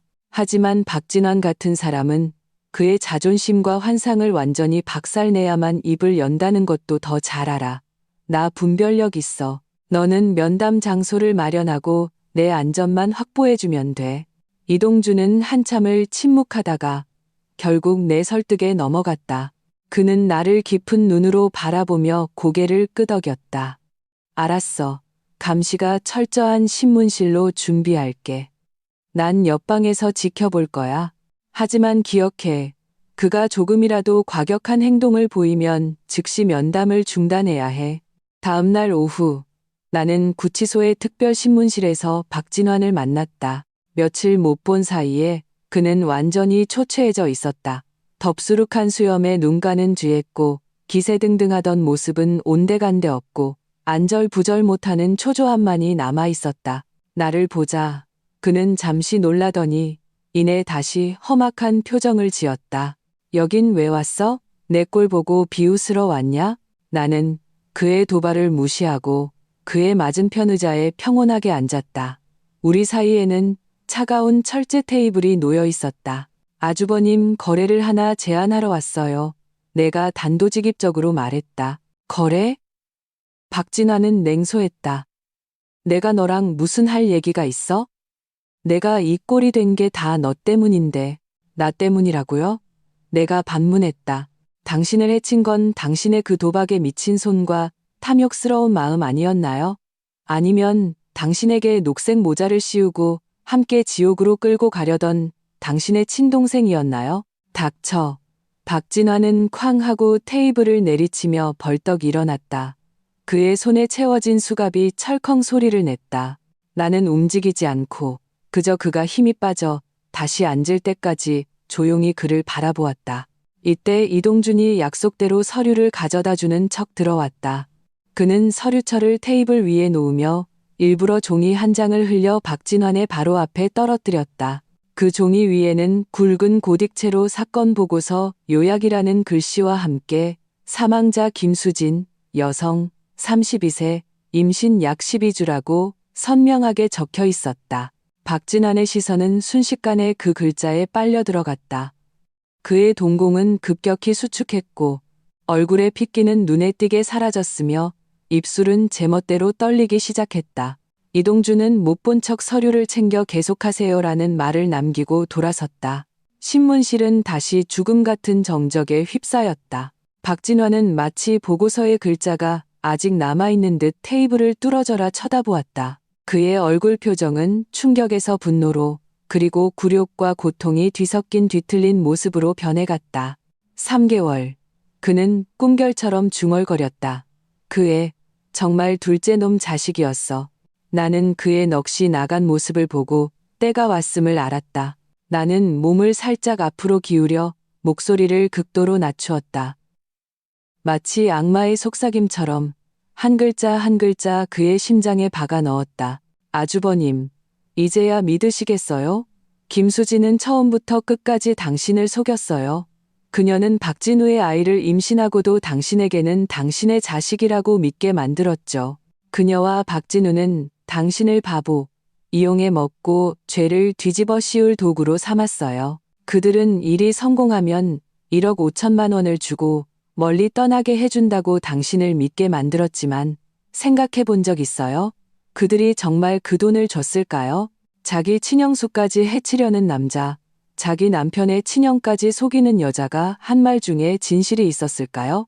그들의 진짜 계획은 당신에게 거액의 보증 채무를 떠넘기고 당신이 사채업자들에게 막다른 길로 몰렸을 때 푼돈으로 당신을 처리하거나 심지어 당신도 사고를 당하게 만드는 거였을 거예요. 그러면 증거도 없고 5억 원의 보험금과 회사의 모든 지분은 그들 두 사람의 것이 되겠죠. 그리고 당신, 박진화는 처음부터 그들의 장기판 위에서 언제든 버려질 수 있는 졸에 불과했어요. 내 말 한마디 한마디는 독을 바른 수술칼처럼 정확하게 그의 내면 가장 취약하고 추악한 곳을 파고들어 그의 마지막 자존심과 환상을 갈기갈기 찢어놓았다. 박진환의 몸이 격렬하게 떨리기 시작했다. 그의 호흡은 거칠어졌고 이마에는 식은땀이 맺혔다. 그는 두 손으로 머리를 감싸 쥐고 갇힌 짐승처럼 고통스러운 울부짖음을 터뜨렸다. 아니야. 그럴 리 없어. 수진이는, 그녀는 날 속이지 않았을 거야. 그는 마지막 헛된 발버둥을 쳤다. 나는 그에게 마지막 칼을 건넸다. 그런가요? 나는 가방에서 작은 USB를 꺼내 테이블 위에 놓고 그에게 밀었다. 이 안에 그들의 모든 채팅 기록과 동영상이 있어요. 직접 보세요. 당신의 착한 동생이 침대에서 당신을 어떻게 쓸모없는 놈이라고 비웃었는지, 당신의 착한 아내가 그와 함께 당신의 성대한 장례식을 어떻게 준비했는지, USB 안의 내용은 물론 내가 정교하게 편집하고 처리한 특별판이었다. 박진화는 핏발선 눈을 들어 그 USB를 뚫어져라 쳐다보았다. 그의 눈빛에는 공포와 갈등이 가득했다. 그는 손을 뻗었다가 다시 거두었다. 마치 그것이 열면 자신을 완전히 파멸시킬 악마를 풀어놓을 판도라의 상자인 것처럼. 결국 그는 떨리는 손으로 그 USB를 집어들었다. 나는 알았다. 그의 심리적 방어선은 완전히 무너졌다. 그가 입을 여는 순간도 머지않았다. 박진화는 구치소에서 완전히 무너졌다. 나중에 이동준에게 전해들은 바로는 그날 내가 떠난 후 박진화는 신문실에서 밤새도록 넋을 놓고 앉아 있었다고 한다. 다음 날 그는 자진해서 검사를 만나 콩 볶듯이 자신이 아는 모든 것을 털어놓았다. 그는 박진우와 김수진의 불륜 사실을 오래전부터 알고 있었고 박진우의 사업이 어려워져 급전이 필요하다는 것도 알고 있었다고 인정했다. 박진우가 먼저 그에게 접근해 그 악독한 살처 사기 보험 계획을 제안했다. 박진화는 처음에는 망설였지만 사채업자들의 압박과 박진우가 약속한 1억 5천만 원의 보상금에 결국 동참하기로 했다. 그는 심지어 결정적인 단서 하나를 제공했다. 폭발의 사고 효과를 확실히 하기 위해 박진우가 암시장을 통해 휴대폰으로 원격 조종이 가능한 소형 뇌관을 구입했다는 것이다. 그 암시장 판매책과 연결해준 중간 상인에 대한 정보도 제공했다. 이 단서로 경찰의 수사 방향은 순식간에 명확해졌다. 그들은 단서를 따라가 암시장 판매책을 특정했고 거래 기록을 통해 박진우가 뇌관을 구입했다는 결정적인 증거를 확보했다. 사건의 성격도 최초의 사고에서 고의 살인 혐의의 형사사건으로 공식 전환되었다. 박진화는 중대한 입공으로 감형을 받을 수도 있겠지만 그의 인생은 그것으로 끝이었다. 나는 다음 목표를 이미 중요하지 않아 보이지만 사실은 모든 죄악의 근원인 그 여자, 나의 시어머니 최명숙에게로 돌렸다. 박진환이 체포된 후 최명숙은 완전히 공황 상태에 빠졌다. 그녀는 더 이상 나를 찾아와 소란을 피우지 않고 놀란 새처럼 하루 종일 집에 틀어박혀 있었다. 나는 그녀가 지금쯤 이 사건과 자신을 어떻게든 분리시키려 애쓰고 있을 것이라고 짐작했다. 하지만 내가 그녀를 그냥 내버려 둘 리 없었다. 나는 햇살 좋은 오후를 골라 직접 그녀를 찾아갔다. 문을 연 것은 최명숙이었다. 나를 보자 그녀의 얼굴에 공포가 스쳤고 반사적으로 문을 닫으려 했다. 나는 발로 문을 막고 얼굴에 온화하고 흠잡을 데 없는 미소를 지었다. 어머님 긴장하지 마세요. 싸우러 온 거 아니에요. 내 목소리는 깃털처럼 부드러웠다. 진우 씨 뒤일 처리랑 재산 분할 문제에 대해 상의드리러 왔어요. 재산 분할이라는 말에 최명숙의 눈에 즉시 탐욕의 빛이 번뜩였다. 공포도 잠시 억눌렸다. 그녀는 잠시 망설이다가 나를 안으로 들였다. 거실은 난장판이었고 공기 중에는 썩은 음식 냄새가 진동했다. 두 아들이라는 기둥이 없어지자 그녀는 기본적인 생활조차 돌보지 않는 듯했다. 어떻게 나누고 싶은데? 그녀는 경계하며 나를 쳐다보았다. 먹이를 지키는 들개처럼. 나는 즉시 대답하지 않고 가방에서 두툼한 서류 뭉치를 꺼내 그녀 앞에 탁자 위에 하나씩 펼쳐 놓았다. 어머님 급하게 생각하지 마세요. 나누기 전에 먼저 장부부터 정리해야죠. 나는 첫 번째 서류를 가리켰다. 박진우 회사의 재무제표였다. 이건 박진우 씨 회사의 감사 보고서예요. 보시다시피 회사는 현재 부채가 32억 원으로 자산보다 부채가 많아 파산 직전이에요. 최명숙은 글을 몰랐지만 그 길고 긴 마이너스 숫자는 볼 수 있었다. 그녀의 얼굴은 순식간에 어두워졌다. 나는 두 번째 서류, 은행 대출 계약서를 집어들었다. 이건 박진우 씨가 개인 명의로 회사를 위해 빌린 대출금이에요. 아직 15억 원이 남아 있어요. 저는 그의 법적 아내니까 이 돈은 부부 공동채무에 해당돼요. 나는 세 번째 서류, 사채업체의 독촉장을 집어들었다. 이건 아주버님 박진환 씨가 진 도박 빚이에요. 박진우 씨가 보증인이었죠. 법에 따라 보증인은 연대 책임을 져야 해요. 이 돈, 원금과 이자를 합쳐서 지금은 10억 2천만 원이에요. 내가 서류를 하나씩 꺼낼 때마다 최명숙의 얼굴은 점점 하얗게 질려갔다. 마지막에 그녀는 책상 위에 거액의 빚을 상징하는 세 개의 서류를 보며 입술을 떨 뿐 한마디도 하지 못했다. 그러니 어머님, 계산을 한번 해보죠. 나는 펜과 종이를 꺼내 전문 회계사처럼 냉정하게 종이에 적어내려갔다. 회사 부채, 개인 대출, 보증 채무를 합하면 총 57억 2천만 원이에요. 그리고 우리 명의의 이 아파트는 현재 시가로 대략 20억 원 정도고 차는 폭발해서 가치가 없어요. 예금은 박진우 씨가 이미 빼돌려서 행방을 알 수 없고요. 즉, 우리 현재 총 자산은 마이너스 37억 2천만 원인 셈이죠. 나는 그 충격적인 마이너스 숫자가 적힌 종이를 최명숙 앞으로 밀었다. 마이너스, 빚. 그녀는 눈을 크게 뜨고 이 사실을 전혀 이해할 수 없다는 듯했다. 어떻게? 진우 회사는 돈 잘 번다고 하지 않았어? 걔 돈 많다고 했잖아. 돈 잘 버는 건 그가 당신들에게 보여주기 위해 만든 허상일 뿐이에요. 나는 그녀의 환상을 차갑게 깨뜨렸다. 사실 그는 이미 빚에 허덕이는 도박꾼이었어요. 그렇지 않았다면 그가 왜 위험을 무릅쓰고 그 살처사기 보험을 계획했겠어요? 아니야, 안 믿어. 너 거짓말하는 거지. 최명숙은 히스테릭하게 소리치기 시작했다. 네가 나한테 돈 나눠주기 싫어서 이러는 거지. 이 속 검은 년. 나는 그녀가 미쳐 날뛰는 것을 조용히 지켜보며 반박하지 않았다. 그녀가 소란을 피우고 목이 쉴 때까지 기다렸다가 천천히 입을 열어 그녀를 위해 준비한 마지막 구명주를 던졌다. 어머님, 사실 방법이 전혀 없는 건 아니에요. 내 목소리에는 유혹이 섞여 있었다. 최명숙은 즉시 울음을 멈추고 지푸라기라도 잡는 심정으로 나를 뚫어져라 쳐다보았다. 나는 서류 가방 가장 깊숙한 곳에서 마지막 서류 한 장을 꺼내 조용히 테이블 위에 놓았다. 그것은 인쇄된 상속 포기 각서였다. 어머님 보세요.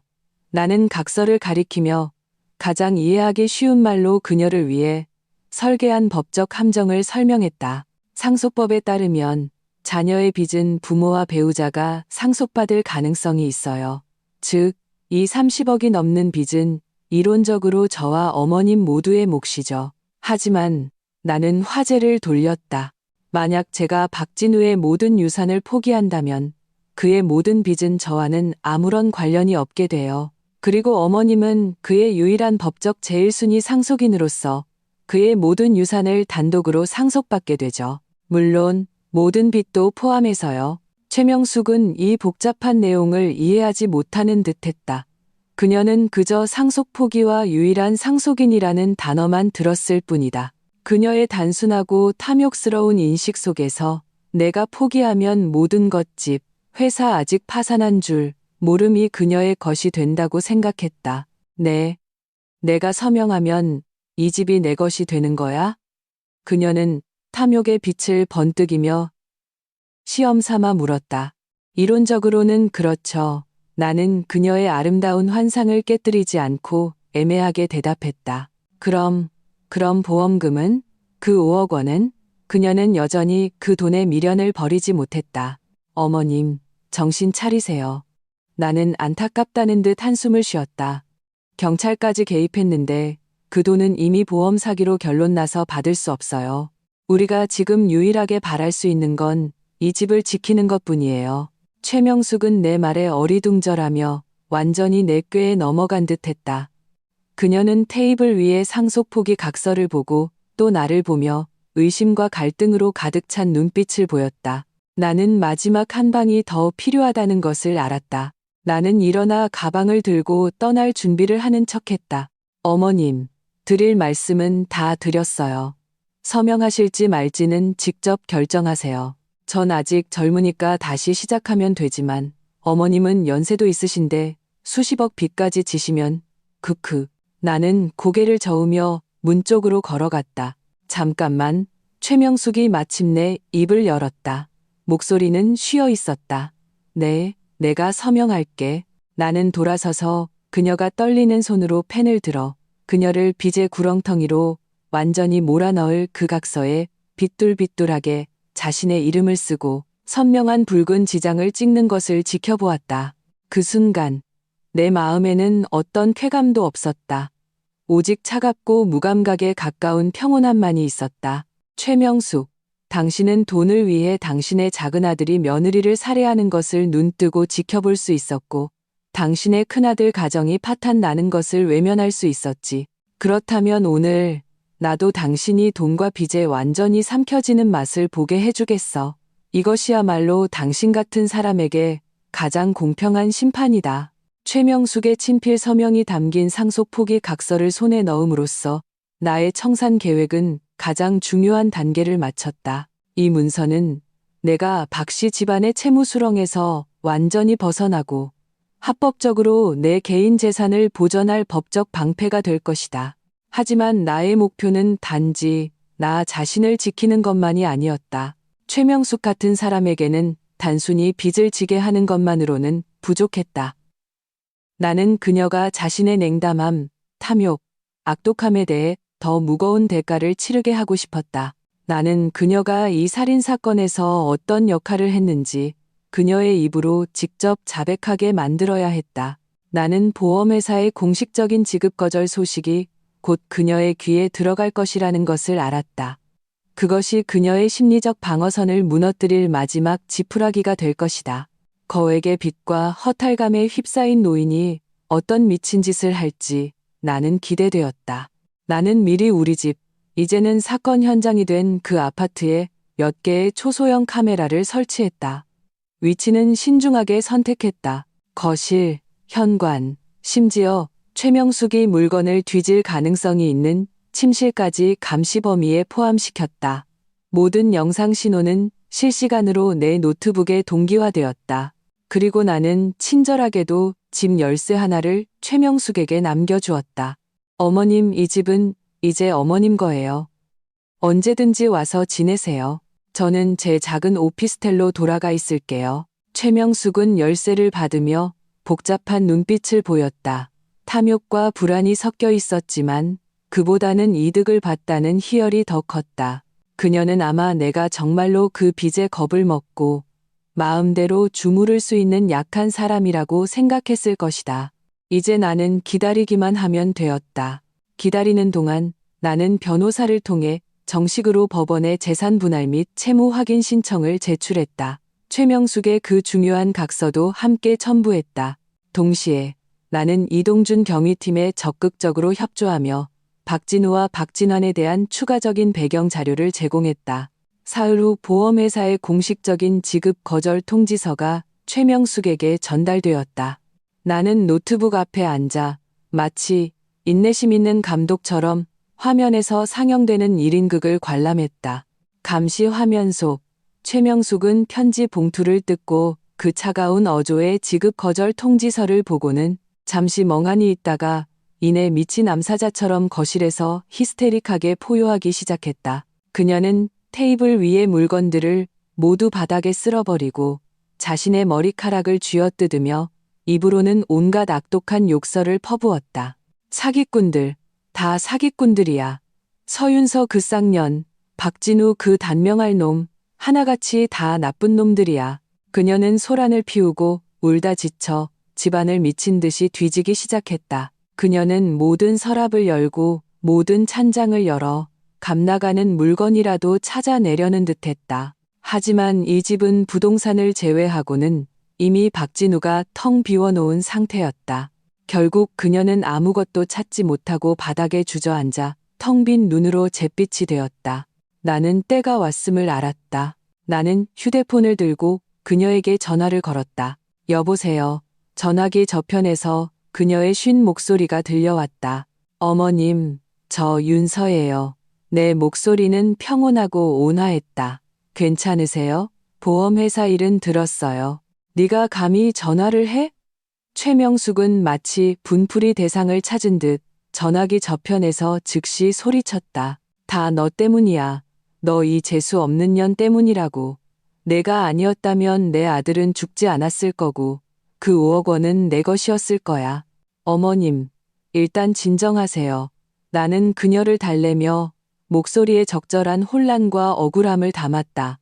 사실 제가 오늘 전화드린 건 다른 일 때문이에요. 저는 진우 씨의 죽음이 그렇게 간단하지 않을 수도 있다고 생각해요. 무슨 소리야? 최명숙이 경계하며 물었다. 어제 아주버님, 박진환 씨를 만나고 왔어요. 나는 그녀를 위해 준비한 독을 바른 미끼를 던지기 시작했다. 아주버님이 안에서 정신 상태가 많이 안 좋으시더라고요. 이상한 말씀을 하셨어요. 사실 그 폭발에 대해 알고 있었다고요. 뭐라고? 최명숙의 목소리가 순간적으로 높아졌다. 네, 저도 놀랐어요. 나는 계속해서 무고한 어조로 말했다. 아주버님 말씀으로는 모든 일이 박진우 씨 혼자 계획한 거래요. 그런데 김수진 얘기도 하셨어요. 김수진도 가담했고 박진우 씨에게서 큰 돈을 받았다고요. 김수진이 옆에서 재촉하지 않았다면 박진우 씨가 그렇게 서두르지 않았을 거라고 하셨어요. 나는 일부러 모든 더러운 물을 이미 죽은 김수진과 박진우에게 쏟아붓고 나와 박진화는 깨끗하게 빼냈다. 그 쌍년, 최명숙은 예상대로 덫에 걸려 욕설을 퍼붓기 시작했다. 내가 그럴 줄 알았어. 걔가 내 아들을 꼬드기고 내 아들 돈까지 뜯어낸 거야. 내 불쌍한 진우, 그 여우 같은 년한테 당한 거야. 네, 어머님. 나는 적절하게 동정을 표하고 화제를 돌렸다. 그래서 생각했는데요. 박진우 씨가 혹시 증거 같은 걸 남기지 않았을까요? 예를 들어 김수진이 주범이라는 증거 같은 거요. 그걸 찾으면 아주버님 가명에 도움이 될지도 모르잖아요. 나는 그녀에게 아들을 구할 수 있는 밝은 길을 제시했다. 증거? 최명숙은 마치 마지막 지푸라기라도 잡은 듯 눈이 번뜩였다. 그래, 증거. 걔 금고가 있었어. 서재에. 비밀번호는 걔만 알아. 어머님, 급하게 생각하지 마세요. 비밀번호는 천천히 생각해보면 돼요. 내 목소리는 유혹으로 가득했다. 어머님은 그의 친어머니시고 그가 가장 신뢰하는 사람이잖아요. 그는 분명 어머님과 관련된 숫자를 비밀번호로 사용했을 거예요. 예를 들어 어머님 생신이나 옛날 결혼기념일 같은 거요. 나는 한 걸음 한 걸음 그녀를 유도하여 내가 설치한 덫 안으로 스스로 걸어 들어가게 했다. 전화를 끊고 나는 조용히 감시 화면을 지켜보았다. 최명숙은 미친 듯이 서재로 달려가 그 금고 앞에 무릎을 꿇고 몇 번이고 비밀번호를 시도하기 시작했다. 나는 그 금고 안이 텅 비어 있다는 것을 알았지만 사람이 막다른 길에 몰렸을 때 허황된 희망을 보게 되면 어떤 놀랍고 무모한 광기를 터뜨리는지도 더 잘 알았다. 바로 그때 내 휴대폰이 울렸다. 이동준이었다. 윤서야, 박진환이 방금 구치소에서 흥분해서 교도관을 다치게 했어. 그의 목소리는 심각했다. 입으로는 계속 다 서윤서 때문이야. 죽여버리겠어라고 중얼거리고 있대. 우리가 평가하기에 폭력 성향이 강해. 너 요즘 절대로 혼자 다니지 마. 나는 화면 속 탐욕으로 인해 얼굴이 흉하게 일그러진 늙은 여인을 보고 전화기 너머 절망으로 인해 살해 위협을 내뱉는 남자의 목소리를 들으며 입가에 차가운 미소를 지었다. 좋아. 뱀을 마침내 굴 밖으로 유인했다. 이제 그물을 거둘 시간이다. 최명숙은 금고 앞에서 오후 내내 씨름했다. 날이 저물도록 그녀는 사실 텅 비어있는 그 철상자를 열지 못했다. 희망은 조금씩 닳아 없어지고 마침내 더 깊은 절망과 분노로 변했다. 나는 감시 화면에서 그녀가 마치 우리에 갇힌 야수처럼 집안을 초조하게 서성거리며 입으로 계속 욕설을 내뱉는 것을 지켜보았다. 나는 그녀의 감정이 붕괴 직전에 있으며 마지막 지푸라기 하나만으로도 완전히 무너뜨릴 수 있다는 것을 알았다. 나는 시간을 계산하여 움직이기 편한 옷으로 갈아입고 다시 그 집으로 차를 몰았다. 내가 예비 열쇠로 문을 열었을 때 최명숙은 거실 소파에 주저앉아 넋이 나간 듯 영혼이 빠져나간 것 같았다. 문 열리는 소리에 그녀는 벌떡 고개를 들었고 나를 보자 그 공허한 눈에는 순간적으로 원독의 불꽃이 다시 타올랐다. 내가 여길 왜 또 와? 그녀는 쉰 목소리로 소리쳤다. 나는 그녀를 무시하고 곧장 그녀 앞으로 다가가 서류 한 장을 그녀 앞에 탁자 위에 조용히 놓았다. 그것은 내가 방금 인쇄소에서 찾아온 김수진 명의의 2천만 원 펀드에 대한 상세 설명서를 위조한 것이었다. 어머님, 보세요. 내 목소리는 조금의 파동도 없이 평온했다. 이건 제가 친구에게 부탁해서 알아본 거예요. 형님, 김수진 씨의 그 돈은 박진우 씨가 준 게 아니었어요. 최명숙은 의심스럽게 그 서류를 집어들고 흐릿한 눈으로 위의 글자를 힘겹게 읽어 내려갔다. 나는 계속해서 평담한 어조로 그녀를 위해 꾸며낸 마지막 거짓말을 이야기했다. 이 돈은 아주버님, 박진환 씨가 당신들 몰래 김수진에게 준 거예요. 그 둘은 오래전부터 그렇고 그런 사이였어요. 김수진 뱃속의 아이는 박진우 씨 아이가 아니라 아주버님 아이였고요. 아주버님이 보험 사기에 가담한 건 도박 빚을 갚기 위해서가 아니라 돈을 챙겨서 김수진과 함께 멀리 도망가기 위해서였어요. 아니야, 그럴 리 없어. 최명숙은 눈을 크게 뜨고 얼굴에 믿을 수 없다는 표정을 지었다. 그럴 리가 없다니요? 나는 냉소하며 이미 준비해둔 편집된 녹음 파일을 휴대폰으로 재생했다. 그 안에는 박진환의 찢어지는 듯한 외침, 김수진 뱃속에 있는 애, 내 새끼였다고 라는 목소리만 담겨 있었다. 특별히 처리된 이 녹음 파일은 낙타의 등을 부러뜨리는 마지막 지푸라기가 되었다. 최명숙은 내 휴대폰을 뚫어져라 쳐다보며 얼굴 표정이 충격에서 분노로 그리고 가장 믿었던 가족에게 배신당한 극도의 광기로 변해갔다. 그녀가 가장 아끼던 큰아들과 그녀가 가장 혐오하던 며느리가 힘을 합쳐 그녀를 철저한 바보로 만들었다. 그녀는 인간의 것이 아닌 듯한 비명을 지르며 소파에서 벌떡 일어나 두 눈이 시뻘개지고 얼굴이 흉하게 일그러졌다. 마치 지옥에서 기어나온 악귀 같았다. 박진환, 김수진. 이 개 같은 것들, 나를 속여? 너희들 다 나를 속였어.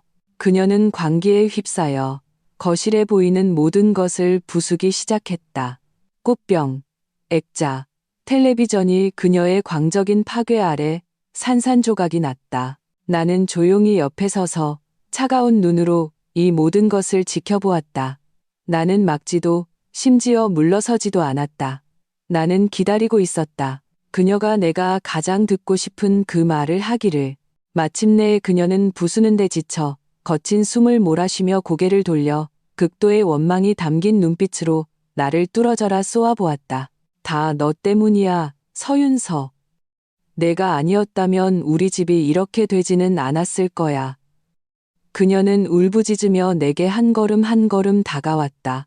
그때 그냥 박진환 시켜서 밖에서 너를 죽여버렸어야 했어.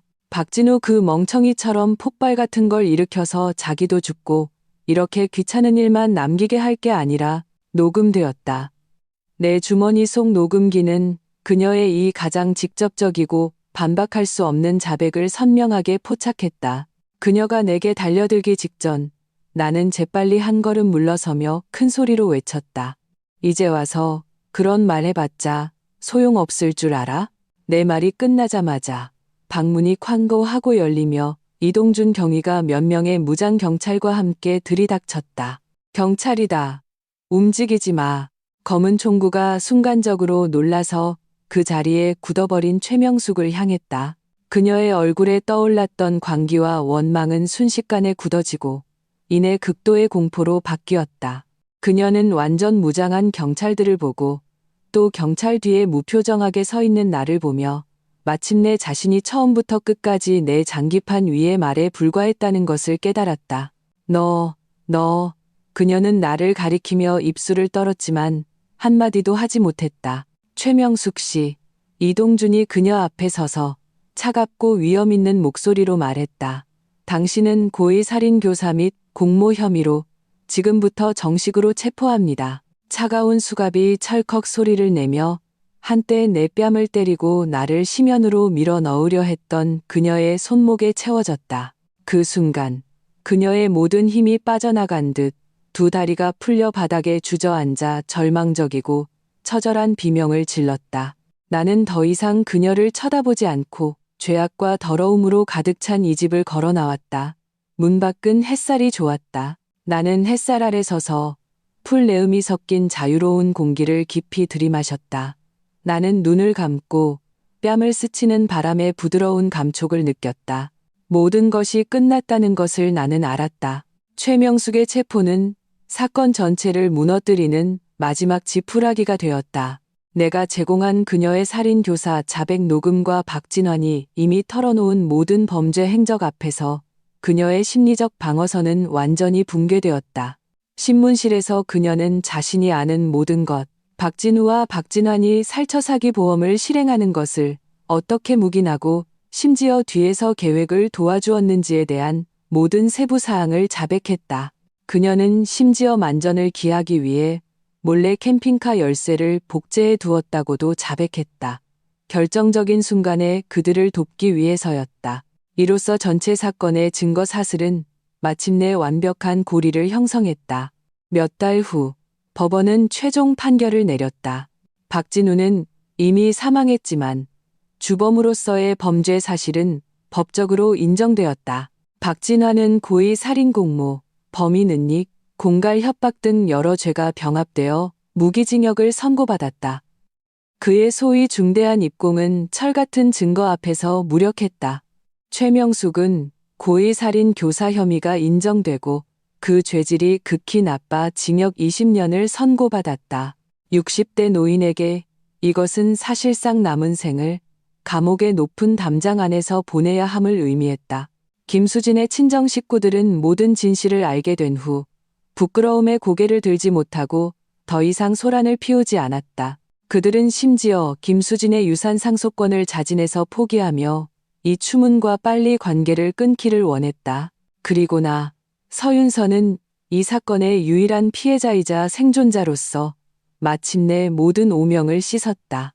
법정에서 나는 최명숙이 서명한 그 상속 포기 각서를 제출했다. 판사는 박진우 명의의 모든 채무회사 부채, 개인 대출, 보증 채무가 그의 유일한 상속인인 최명숙에게 귀속된다고 판결했다. 나는 어떤 채무도 부담할 필요가 없었을 뿐만 아니라 변호사를 통해 박진우가 김수진에게 불법적으로 이전한 혼인 중 공동재산의 일부를 법적으로 회수했다. 박진우 명의의 아파트 소유권은 원래 혼전 재산이었기에 정산 후 나는 최종적으로 내 예상을 훨씬 뛰어넘는 상당한 자산을 확보하게 되었다. 내가 가장 먼저 한 일은 그 불길하고 더러운 추억으로 가득 찬 아파트를 매물로 내놓는 것이었다. 나는 다시는 그곳에 발을 들여놓지 않고 모든 것을 부동산 중개인에게 맡겼다. 나는 과거와 그 사람들과 그리고 한때 순진하고 어리석었던 나 자신과의 완전한 작별이 필요했다. 모든 진실을 알게 된 내 남동생은 큰 병을 앓았다. 그는 일주일 동안 방에 틀어박혀 나오지 않았다.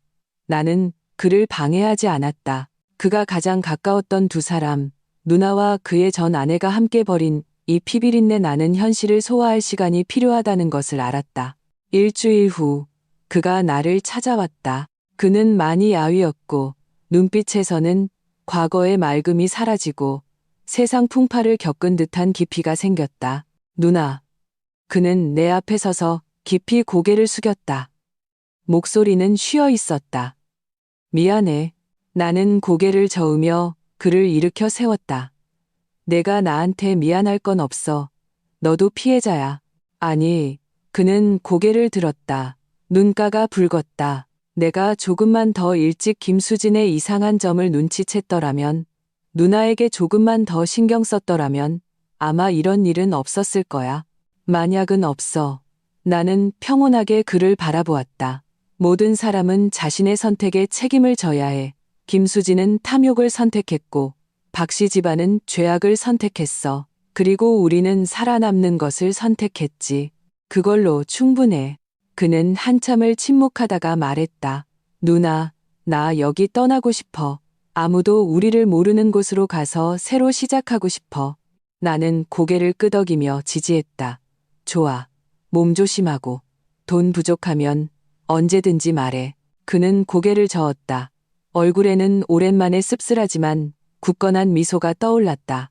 아니, 괜찮아, 누나. 나 혼자 힘으로 해보고 싶어.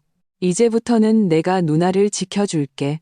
남동생을 떠나보내던 날, 날씨는 좋았다. 나는 그가 여행 가방을 끌고 출국장으로 들어가는 늠름하고 결연한 뒷모습을 보았다. 이 재앙이 그의 과거 세계를 파괴했지만 그를 진정으로 성장시켰다는 것을 알았다. 이 도시를 떠나기 전날, 나는 귀신에 홀린 듯 교도소에 갔다. 최명숙의 면회를 신청했다.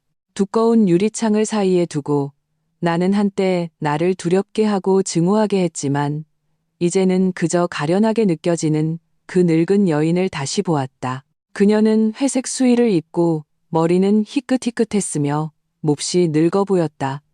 한때 영리함과 계산으로 반짝이던 그 눈은 이제 죽은 잿빛만이 남아있었다.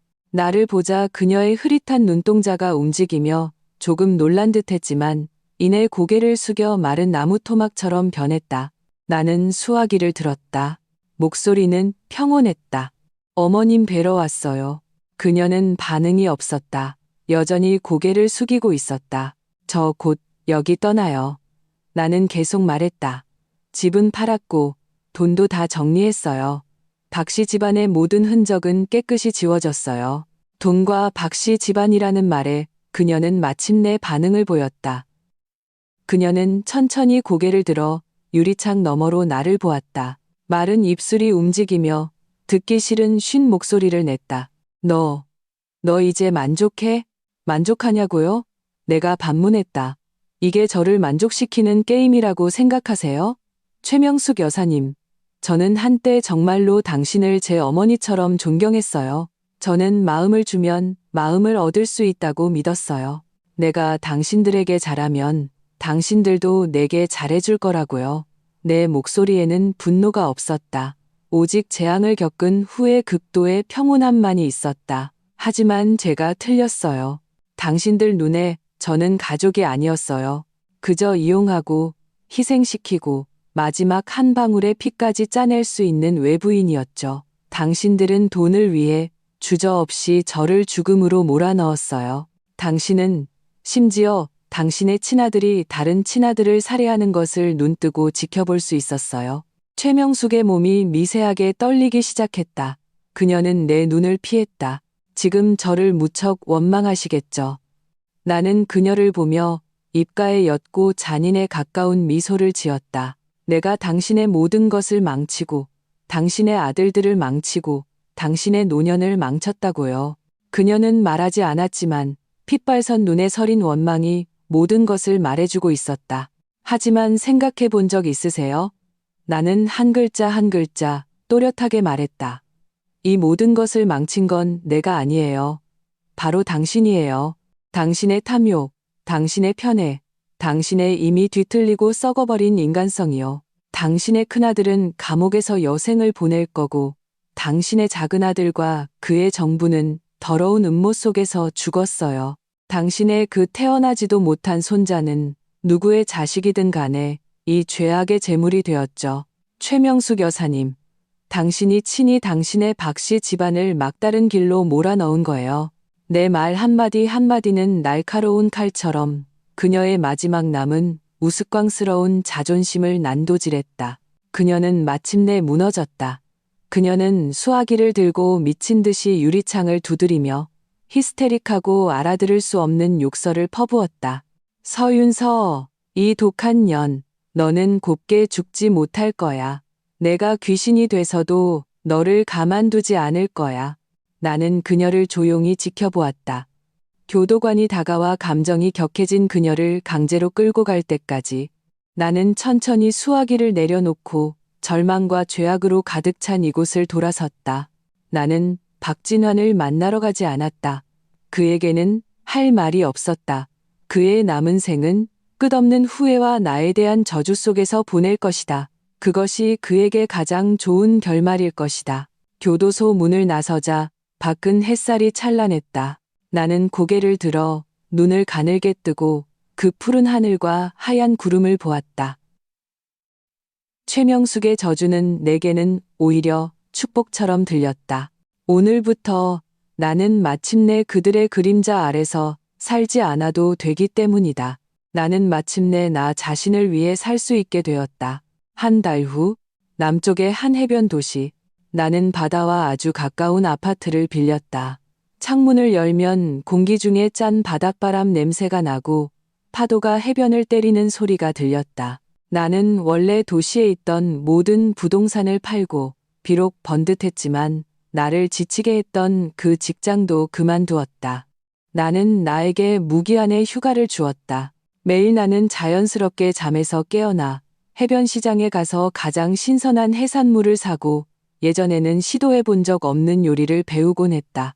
오후에는 해변을 산책하거나 조용한 카페를 찾아 책을 읽거나 멍하니 시간을 보냈다. 창밖으로 오가는 사람들을 보며 나는 더 이상 누구에게도 맞출 필요가 없고 누구의 눈치도 볼 필요가 없었다. 나의 세상은 처음으로 이렇게 단순하고 순수해졌다.